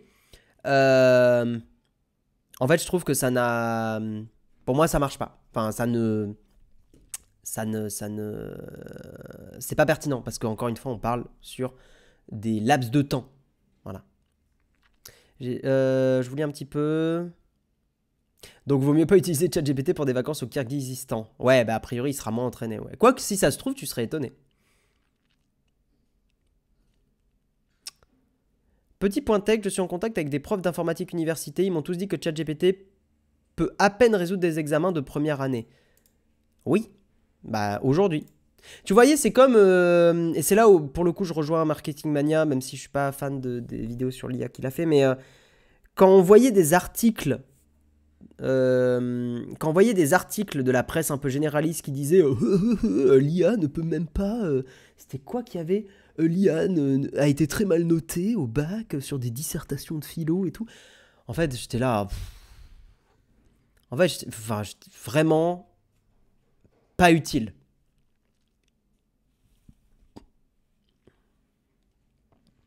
Voilà. Attention, certains parlent de retour, mais sur des choses qui se sont passées il y a des semaines ou des mois, les choses évoluent très très vite. Ouais. C'est déjà monstrueux avec GPT-4 et AutoGPT. C'est sur le factuel que les modèles LLM peinent, mais dans 5 ans. Ouais, c'est pas impossible que... D'ailleurs, il faut savoir qu'une façon dont a été codé ChatGPT, c'est assez intéressant, c'est que OpenAI a donné beaucoup plus de poids à Wikipédia dans certaines réponses. C'est intéressant, ça montre qu'ils ont quand même... ils essayent d'augmenter le côté factuel des choses. C'est-à-dire que aujourd'hui, quand vous allez lui demander certaines choses, par exemple, Christophe Colomb a découvert l'Amérique en fait, il va vous donner la bonne année. Et pourquoi il vous fait ça? Parce que le poids de Wikipédia est beaucoup plus fort. Donc voilà. Donc ça, c'est intéressant de voir effectivement qu'ils ont mis du poids là-dessus, quoi.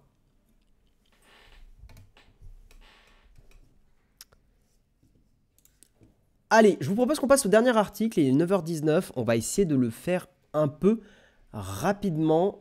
Attendez juste 2 secondes. Hop. Tac, tac, tac.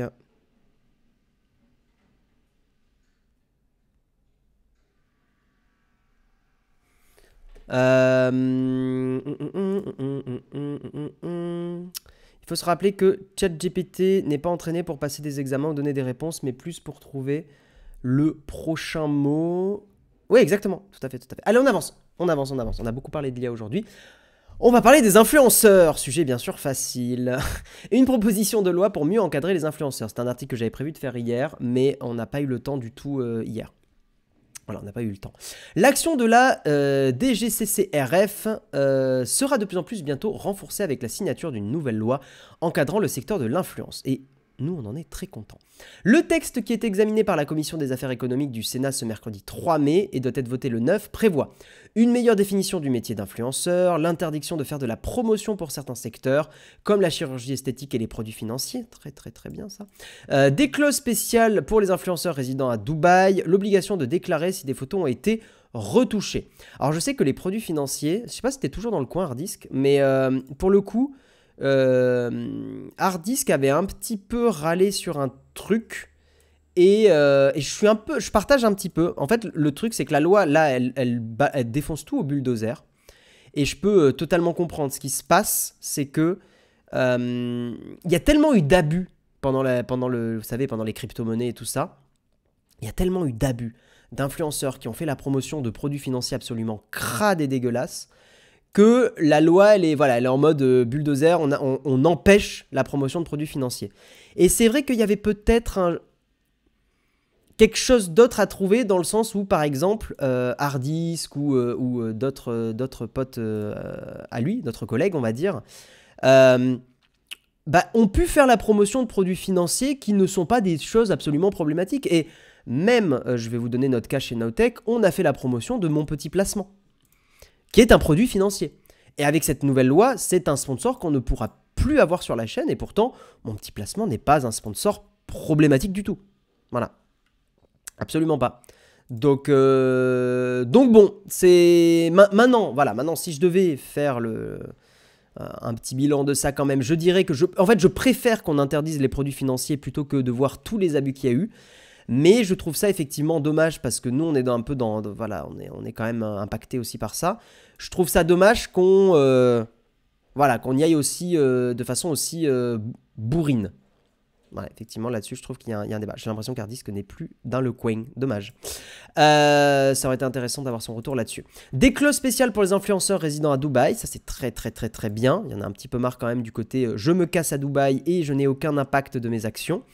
L'obligation de déclarer si des photos ont été retouchées. En outre, la proposition de loi renforce les pouvoirs de la DGCCRF pour faire cesser plus rapidement les comportements illicites et réaffirme au plan national les obligations des plateformes concernant la lutte contre les contenus illicites, affirme la direction. En attendant l'arrivée de la loi, l'accompagnement et le contrôle du secteur de l'influence est et restera une priorité d'action de Bruno Le Maire, d'Olivier Grégoire et de la DGCCRF. Ouais, moi, je fais partie des gens qui seraient même partants pour que éventuellement il y ait un moyen de signaler du contenu qui est une pub non annoncée, non officielle. C'est-à-dire de au moins créer un petit warning au niveau des plateformes de réseaux sociaux. Ah oui, t'es là. Oui, ça parle de toi, Hardisk. Je disais, Hardisk. Je t'ai défendu, Hardisk. Tu vois, des fois, on peut être d'accord. Je parle de la nouvelle loi qui est prévue sur l'encadrement des influenceurs. Et je disais, t'en as parlé, je crois, en stream, ou t'en as parlé, je sais plus, je sais plus. Mais je sais que t'en as parlé, sur le fait que les produits financiers vont être complètement interdits. Et je te défendais en disant que j'étais un peu d'accord avec toi sur le côté un peu bulldozer de cette loi, dans le sens où je disais que tu avais pu faire la promotion, et même nous aussi Nowtech, de certains produits financiers, Mon Petit Placement et tout ça, qui sont pas des placements ou des produits financiers crades de crypto-monnaie comme il y a énormément eu sur la toile. Voilà. Maintenant, ce que j'ai dit, et c'est là où toi et moi on sera pas d'accord, mais c'est bien, j'aime bien, c'est que je préfère qu'on y aille un peu au bulldozer pour éviter que des gens perdent leurs économies, et que après, à la limite, on essaye d'affiner la loi, plutôt que on continue ce Far West absolument dégueulasse qu'il y a eu pendant 1 à 2 ans, là, pendant les crypto-monnaies, et je trouvais que c'était complètement terrible. Voilà. Il n'y a rien sur le complotisme, dommage. Oui, c'est pas faux. Et donc je disais, pour donc digression de côté, je disais que ça pourrait être effectivement intéressant d'avoir un moyen de signaler aux plateformes. Alors c'est un fonctionnement, hein, il faut bien le travailler, mais j'aurais trouvé ça cool. Peut-être c'est déjà le cas, mais sinon j'ai pas vu. Mais je trouverais ça cool que les viewers, voilà, puissent, quand ils ont un doute sur un contenu, puissent signaler en disant ce contenu J'ai l'impression que c'est une publicité et au bout d'un certain nombre de signalements, alors, je veux pas que le contenu soit supprimé, voilà, je veux pas du tout qu'on soit dans cette idée-là, mais je trouverais ça super intéressant que la plateforme, par exemple Instagram, prenons Instagram, envoie un signalement au créateur ou à la créatrice en lui disant « Il y a eu beaucoup de signalements que ton contenu ressemble à une pub. Est-ce que tu peux certifier que ce n'est pas une publicité en cochant une case ?» Voilà. Et en mettant un message en disant « Attention, si c'est une pub et que tu as coché cette case, tu vois, un boulot qui aurait pu être fait avec l'État, par exemple, si la personne dit non, ce n'est pas une pub, alors que c'est vraiment une pub cachée, en fait, que ça lui crée une peine une amende beaucoup plus forte ou que ça puisse générer des peines de prison et tout ça. En fait, je trouve que le mécanisme, il est assez fort. Ça force les créateurs au bout d'un moment, à prendre leurs responsabilités et à devoir assumer complètement s'ils ont fait une pub cachée ou pas. Voilà, je trouve que ça pourrait être un système intéressant à mettre en place. Ça pourrait être un peu un entre-deux. Ça pourrait aussi permettre à des créateurs qui ont parlé d'un produit qu'ils aiment bien mais qui n'est pas une pub de bien certifier que ce n'est pas une publicité. Voilà, je trouve que c'est un mécanisme qui aurait pu être assez intéressant. Est-ce que vous avez des infos sur les sanctions possibles? Attends, je vais ouvrir ça, on va voir. Si le lien veut bien. Le texte est examiné cette semaine. Je regarde. Je regarde. Est-ce qu'il y a un endroit où il parle de la somme? J'ai pas l'impression. Ah pardon, si. Ah putain, je vais louper un paragraphe, excusez-moi. Tout manquement, donc en fait tout manquement au fait de ne pas avoir signalé une publicité peut être passible de 2 ans d'emprisonnement et de 300 000 € d'amende, une somme très lourde. Oui, oui, on y est encore. Ah mais attendez, mais en fait j'ai complètement sauté un article, excusez-moi. Enfin une partie de l'article. Donc oui, pour respecter la loi, les influenceurs doivent signaler qu'ils ont été payés pour faire la promotion d'un produit en utilisant une mention claire, très très bien. Il y a même le fait qu'on doive utiliser le mot publicité. Ah, attendez, je l'ai vu parce que l'article je l'ai lu avant de faire le mug. Ah oui, en fait j'ai complètement sauté cette partie-là.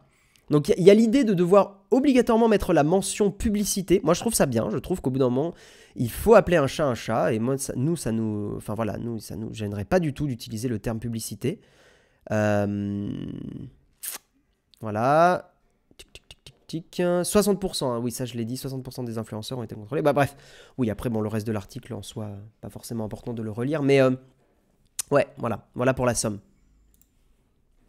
Tu fais comment face à des gens qui déjà respectent aucune... Ah attends, on devrait obliger... Je pense qu'on devrait obliger les créateurs situés à l'étranger de l'UE de payer une taxe sur la publicité s'ils veulent diffuser dans cette zone du contenu publicitaire, tout contenu qu'il soit. Oui, en fait, Hardisk a raison, Manon, et pour le coup...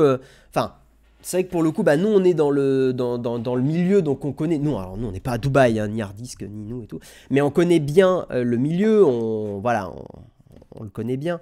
Oui, en fait, le problème des gens à Dubaï, c'est qu'ils se contrefoutent des lois.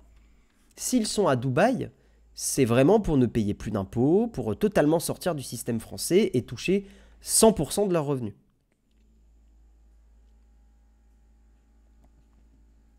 Alors, je lis ton avis Hardisk, même si je pense que je suis pas d'accord, mais je le lis. En fait, ce qui est terrible, c'est que les créateurs se mettent derrière cette loi alors qu'ils l'ont pas lu.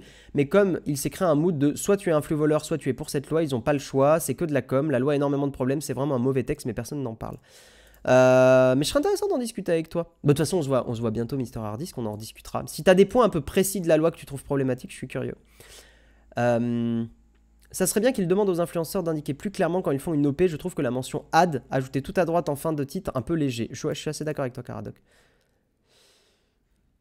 La loi est surtout faite pour protéger la société dans son ensemble. Faut arrêter de défendre un business qui n'est pas du tout encadré. Ouais, après Manon, encore une fois, ça se discute. Regarde, à la télévision, je vais un peu te faire un contre-exemple. À la télévision, tu as des pubs pour des crédits. Et en soi, c'est ok. Alors, si tu veux par contre donner mon avis personnel, mes convictions personnelles, je n'aime pas l'idée qu'on puisse faire de la publicité pour des crédits. Ça fout des gens dans une merde financière pas possible. Voilà, ça c'est mon avis personnel, mais ça mis de côté... Aujourd'hui, la loi autorise des publicités de crédit et des crédits à la consommation pas forcément si propres que ça, quoi. À la télévision, tu as des pubs. Donc en soi, pourquoi les influenceurs ne pourraient pas faire des publicités pour des produits financiers aussi? Tu vois, non mais je pose la question.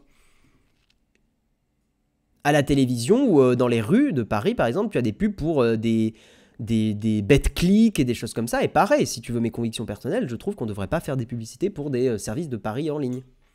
Parce que ça, en fait, beaucoup d'articles l'ont démontré, ça détruit les économies. Si ces sites-là marchent aussi bien, c'est que, d'une certaine façon, ça prend l'argent à des personnes qui sont déjà assez pauvres.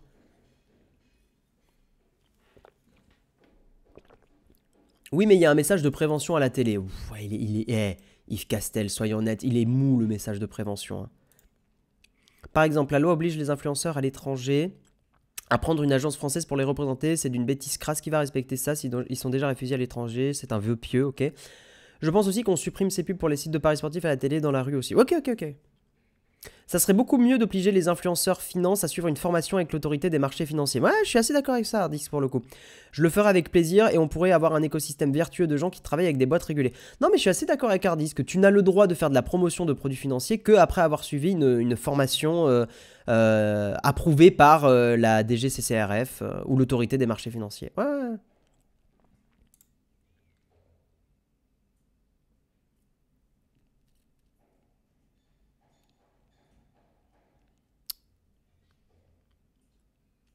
Allez, mesdames et messieurs, il est 9h30. C'est super intéressant de discuter de tout ça avec vous. On passe à la fin de l'émission, on passe au camp de fac. On peut continuer de discuter de ce sujet. Et c'est le moment où, si vous avez d'autres questions, ben, n'hésitez pas. Voilà, c'est le moment, c'est les camps de fac.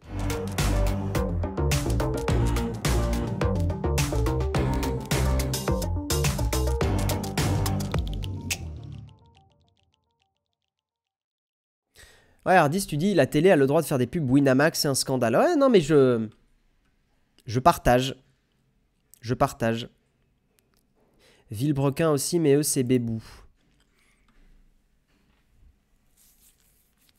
Je veux pas me mettre du monde à dos, hein, je les aime bien, Villebrequin, mais... Ouais, moi je trouve que les pubs pour des paris sportifs et tout, j'ai beaucoup, beaucoup de mal avec ça. Mais c'est ma morale. En quoi avoir un diplôme qui prouve que tu as suivi une formation prouve que tu n'essayes pas d'arnaquer tes abonnés? Je peux te retourner ça avec le permis de conduire. En quoi passer un diplôme du permis de conduire prouve que tu sais bien conduire?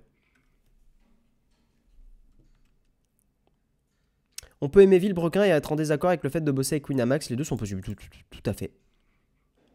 Les gens ont plus confiance dans le bouche à oreille que d'une pub et l'influenceur rentre directement dans cette case, d'où sa dangerosité. Eh oui, mais Nireas, en fait, pourquoi tu as ça aujourd'hui? C'est que les influenceurs sont trop en mode « Eh, trop cool, il faut que je vous parle d'un truc, machin, trop cool, et on s'adore, et machin et tout. » Là où si tu étais obligé de mettre un mot publicité, tu sais, le mot bien visible publicité, tout de suite, ça serait moins cool. En fait, pour moi, c'est ça, hein, ce qui manque aujourd'hui, c'est un vrai publicité qui apparaît pendant le sponsor.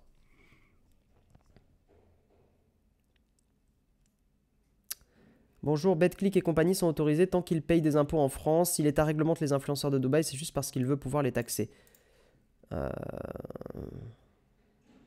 Tu as retourné la question en posant une autre, mais tu n'as pas répondu. Bah parce qu'en fait, c'est comme le permis. J'ai pas répondu parce que c'est exactement la même chose. Le fait de passer un diplôme montre que tu as pris le temps d'écouter des gens qui t'ont formé à des messages, enfin qui t'ont formé à la finance, aux messages commerciaux, à ce qu'il faut faire, à ce qu'il faut pas faire, etc. Comme le permis. C'est pas la même chose, mais c'est exactement la même chose. C'est une question de confiance.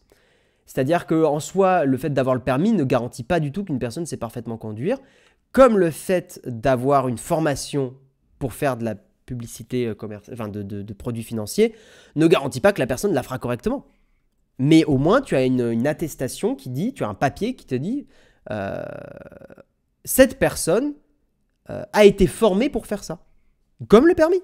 Le permis n'a qu'une valeur de confiance, si en vrai on se pose 2 secondes.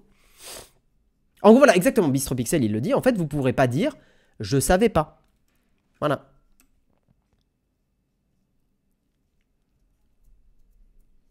Mais comment il compte prouver que c'est une pub et pas juste un mec qui parle d'un produit qu'il aime? Bah là, c'est l'honnêteté de l'influenceur que vous suivez. Mais genre, je comprends pas ce que ça change qu'il soit écrit pub ou non. Qu'est-ce que ça change à nous, ce qu'on en visionne ou ce que l'on fait? En fait, je pense que Roby, t'es jamais tombé sur des influenceurs. Moi, je vais vous donner l'exemple. Et pareil, j'aime énormément Mister V. J'adore son contenu, je trouve qu'il est très drôle et tout ça. Mais, je trouve que les placements produits laitiers qui sont faits dans les vidéos de Mister V ne sont pas annoncés comme des publicités, alors que ce sont des publicités.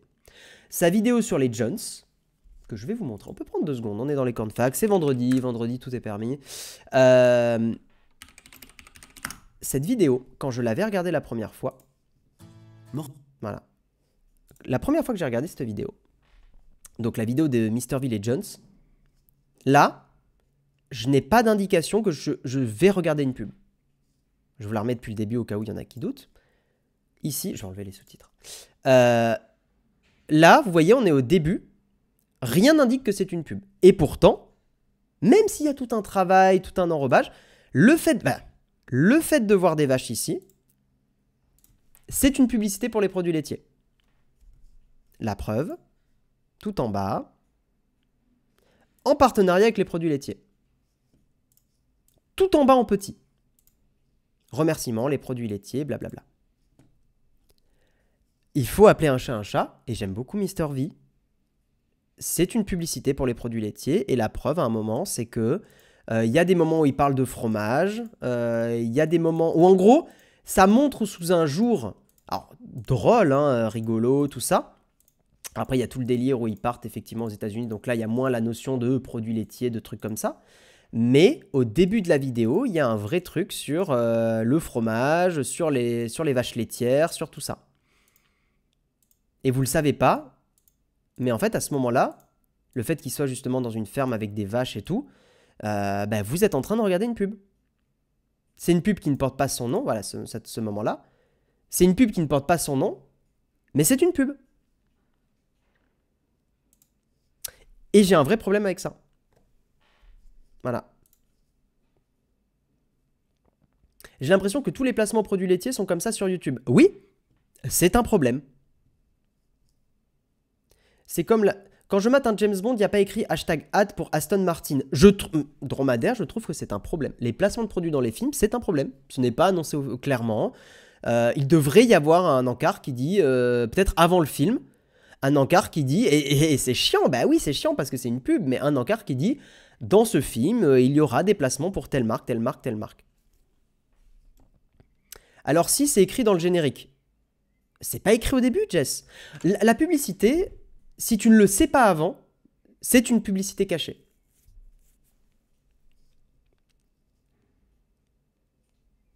Là, tu supposes que dans leur contrat avec les produits laitiers, ils devaient poser à côté des vaches et te parler de fromage. Mais en fait, je suppose rien. La vidéo est sponsorisée par les produits laitiers. C'est d'une malhonnêteté intellectuelle folle. Que tu places et que tu sois rémunéré pour un produit ou un service, c'est ok, mais pas l'annoncer, c'est hyper malhonnête intellectuellement. Oui. Mais on se regarde droit dans les yeux, Mister V continue avec les produits laitiers. Je suis très content que ça finance tous tes projets. Fonce. Mais pitié, mets un encart. Il y a une différence entre sponsoriser et produit. C'est une pub. Je ne sais pas comment le dire. À partir du moment où tu reçois de la thune pour même placer, même discrètement un truc dans une vidéo, c'est une publicité. Vous faites la publicité d'un produit ou d'une entreprise ou, alors là en l'occurrence les produits laitiers c'est presque plus un lobby.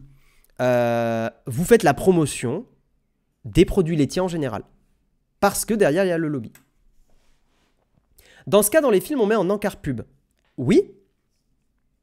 En fait, ce qu'il faut comprendre, c'est qu'aujourd'hui, là, je vois beaucoup de réactions dans le chat de gens qui disent « Ouais, mais c'est absurde, on va pas mettre un encart pub dans des films. » En fait, on dit ça parce qu'on est habitué à voir de la pub qui ne soit pas annoncé.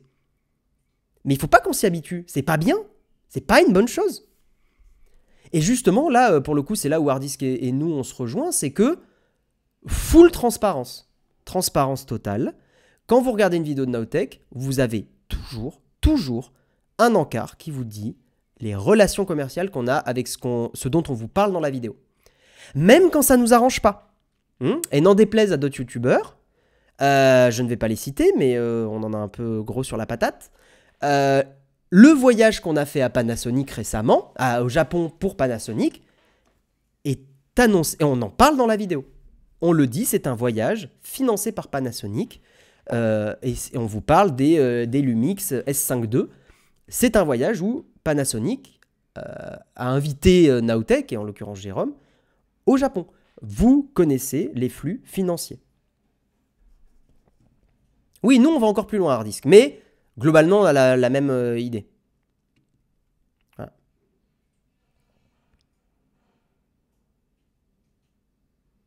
Mais là, tu mets ensemble un contenu sponsorisé et un contenu produit. Les termes du contrat sont différents. Alors, Harpelune, en fait, juste, on est en désaccord.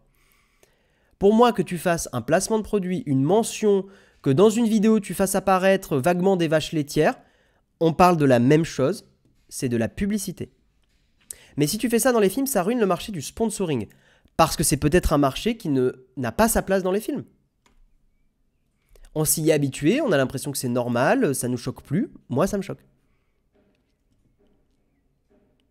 Pourquoi ne pas éduquer les gens et ne plus les considérer comme des gosses sans discernement?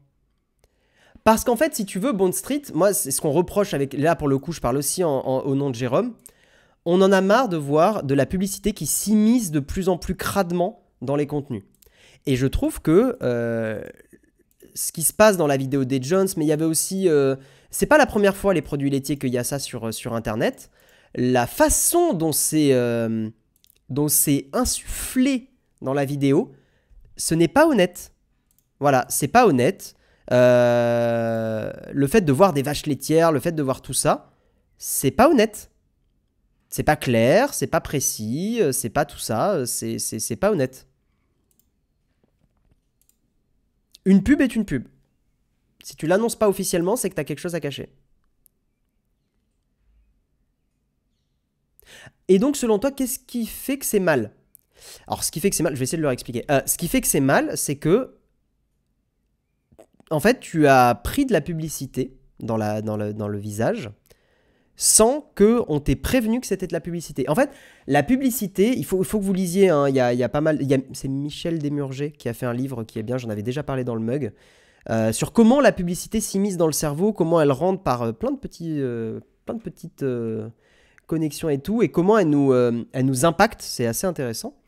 En fait, ce qui m'agace, c'est le fait qu'on me prend pour un con, et le fait que la publicité doit être encadrée, surtout quand, en plus, encore plus, là, le contenu est regardé par beaucoup de personnes qui peuvent être mineures aussi. Le cerveau, et l'autre raison, c'est que psychologiquement, le cerveau, quand tu lui dis que tu vas regarder une publicité, il n'est pas dans le même esprit intellectuel. Quand tu ne sais pas que c'est une publicité, tu es beaucoup plus réceptif à la publicité. C'est pour ça que les marques veulent le cacher. C'est pour ça. Mais, on va dire que... Mais en fait, même légalement, comme le montre la loi, ce n'est pas légal. Oui, c'est de la manipulation psychologique, c'est ça. C'est ça. Michel Desmurger, attendez, je vais vous retrouver. C'est pas une... C'est pas une... Ouais, c'est lui. Attendez. C'est un chercheur et c'est un neurobiologiste. Il montre les effets délétères de la télévision, notamment sur nos jeunes têtes blondes, mais pas que. Il faudrait pour tous les produits une loi comme la loi E20, tabac-alcool, hyper restrictif. Et le voilà payé par Michel Desmurger sans le dire, un peu choqué. Très très bon. Non, c'est évidemment pas sponsor, bien sûr. Pour moi, on ne te prend pas pour un con, mais pour une personne intelligente capable de discernement. Là, melon, je pense que... Tu as pris le melon? Non, je te taquine. Non, en fait, c'est là où vous surestimez, et moi aussi, je me surestime, vous surestimez votre capacité à comprendre que des choses sont de la pub. En fait, et même quand vous savez que les choses sont de la pub, vous êtes quand même sensible à la pub. Voilà. Attendez, je vais fermer un peu ça pour... Non, je suis un peu surex.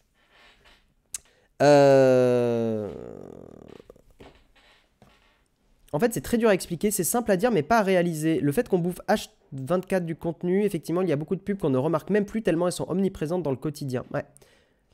Tu ne pourras pas empêcher une actrice de porter une robe et que des milliers de femmes veulent porter la même. Impossible d'encadrer la totalité du phénomène. Ah, mais évidemment, addict. Évidemment. Ou alors, on est peut-être trop candide sur les bords. Aussi, je pense. Par exemple, Mister Mobile, à chaque début de vidéo, met la mention de YouTube. La mention de YouTube est affichée, il explique en voix off que c'est sponsor. Mais bien sûr.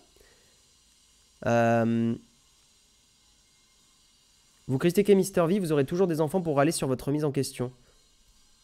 J'ai pas compris, Passman. Dans votre domaine, y a-t-il des conditions? Genre, pour être aidé financièrement, on doit dire ça ou ça? C'est-à-dire? Mikado, j'ai pas compris. Et ce n'est que pour des produits laitiers. Pour certains produits, cela peut être plus grave. Ouais, mais c'est pas une question de quelle est la dangerosité du produit derrière ou quoi. Je termine un petit peu plus tard la modération. On en discute, on finit le débat. Je trouve ça cool. Merci Saman pour l'abonnement Patreon. Merci énormément. Je me doute pour la bunch, mais c'est un bon exemple. Si le créateur fait quelque chose sans compensation, ce n'est pas une pub, mais si c'est exactement pareil dans les deux cas. Attends, de quoi? Sans compensation, ce n'est pas une pub. En fait, ouais. Mais ça, pour le coup, les vaches, tu supposes que les produits laitiers ont demandé de les avoir. Mais ça, je crois que je t'ai déjà lu, pardon. Sur Apple TV+, il me semble qu'il y a des pubs pour Apple avec les protagonistes utilisant les produits de la pomme. Ouais. Je serais partant pour que... Après, le truc, c'est qu'on est sur Apple TV. T'es déjà dans l'écosystème Apple, tu vois. Donc bon. Mais il n'empêche que... ça vaudrait le coup une mention qui dit... dans ce contenu, il y aura des placements de produits Apple. Voilà. Des produits seront placés. Salut Galdric, bienvenue à toi. On discute, pour ceux qui nous rejoignent, on sait jamais, on finit un peu rarement le mug aussi tard. On discute des influenceurs, on discute de la publicité cachée, on discute de transparence, on discute de la loi qui est en train d'être bossée. Et il y a des travaux à côté de chez moi, donc désolé pour le bruit si vous l'entendez. Non mais franchement, qu'est-ce que ça peut bien leur faire de juste écrire placement de produit par les produits laitiers? Mais c'est ça Wandy Pokémon, mais si! Ça leur fait beaucoup. C'est très embêtant pour un créateur ou une créatrice de caler un petit publicité ou placement de produit. C'est en fait, si vous voulez, il y a du manque à gagner. Si Mister V avait, au début de sa vidéo, mis une petite mention que la vidéo était sponsor par les produits laitiers, il aurait eu beaucoup moins de vues.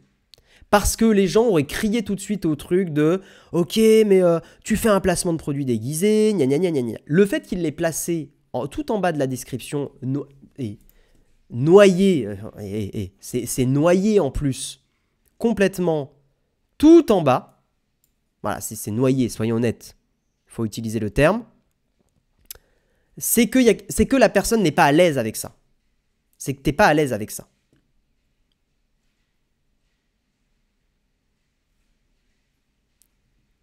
Mais les gens s'en fichent, faut arrêter. S'il y a des lois, Wandy Pokémon, c'est que les gens s'en fichent pas.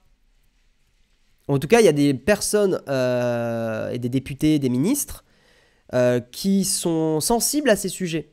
Donc peut-être que toi, tu t'en fiches. Mais en fait, c'est hyper important. Moi, je trouve que c'est un truc important pour la création sur Internet et la création en général. Il n'y a que vous qui calculez ça, nous on s'en fout. Bah, excuse-nous de penser aux autres. Excuse-nous d'essayer d'être honnête avec vous. Et en plus, c'est faux, Karine, à vous, parce que si on n'était pas honnête, vous seriez les premiers à nous tomber dessus en disant « Ok, de toute façon, vous êtes payé par Apple. » Parce qu'on a déjà entendu 1000 fois « Vous êtes payé par Apple. » Ben, on n'est pas payé par Apple. Pourtant, les gens, ils ont l'impression qu'on est payé par Apple parce qu'il y a un climat délétère qui s'installe. Les gens ne font plus confiance aux créateurs de contenu qui sont sponsorisés, nanani, nanana. Donc non, les gens ne s'en foutent pas. Vous vous en foutez, certains, et je vous en veux pas, on en discute. Moi, il y a des trucs, je m'en fous, et vous me diriez, mais comment tu peux t'en foutre, c'est super important. Voilà, c'est pareil. Est-ce que Mister V est dans l'illégalité? Ben, selon la nouvelle loi, a priori, oui.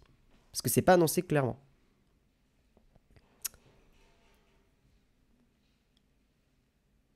Avec plaisir, Guigui Vulgaris. En fait, si vous voulez, si on discute de ces sujets, c'est pour notre honnêteté intellectuelle, égoïstement, mais aussi pour protéger les gens, pas vous prendre pour des cons. Vraiment.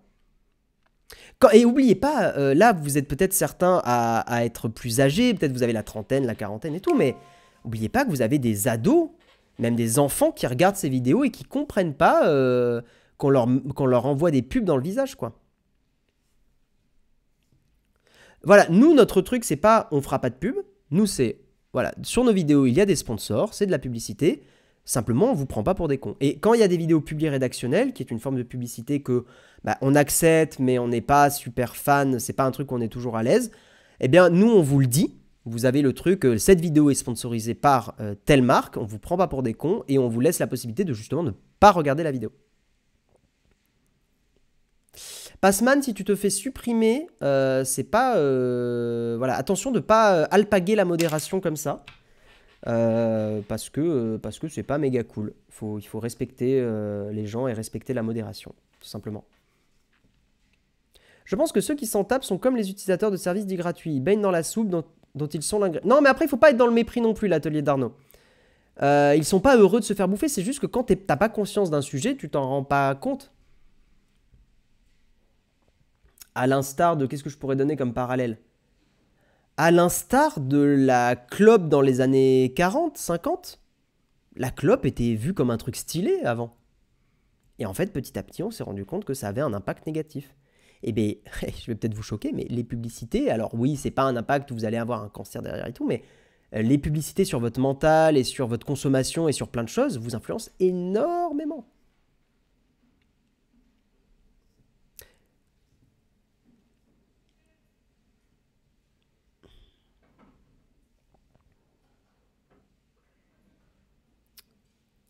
Passman, ton message a été une nouvelle fois supprimé. Si tu as envie de râler, n'hésite pas à aller discuter avec la modération directement de pourquoi tu te fais supprimer et tout. On ne fait pas ça en public.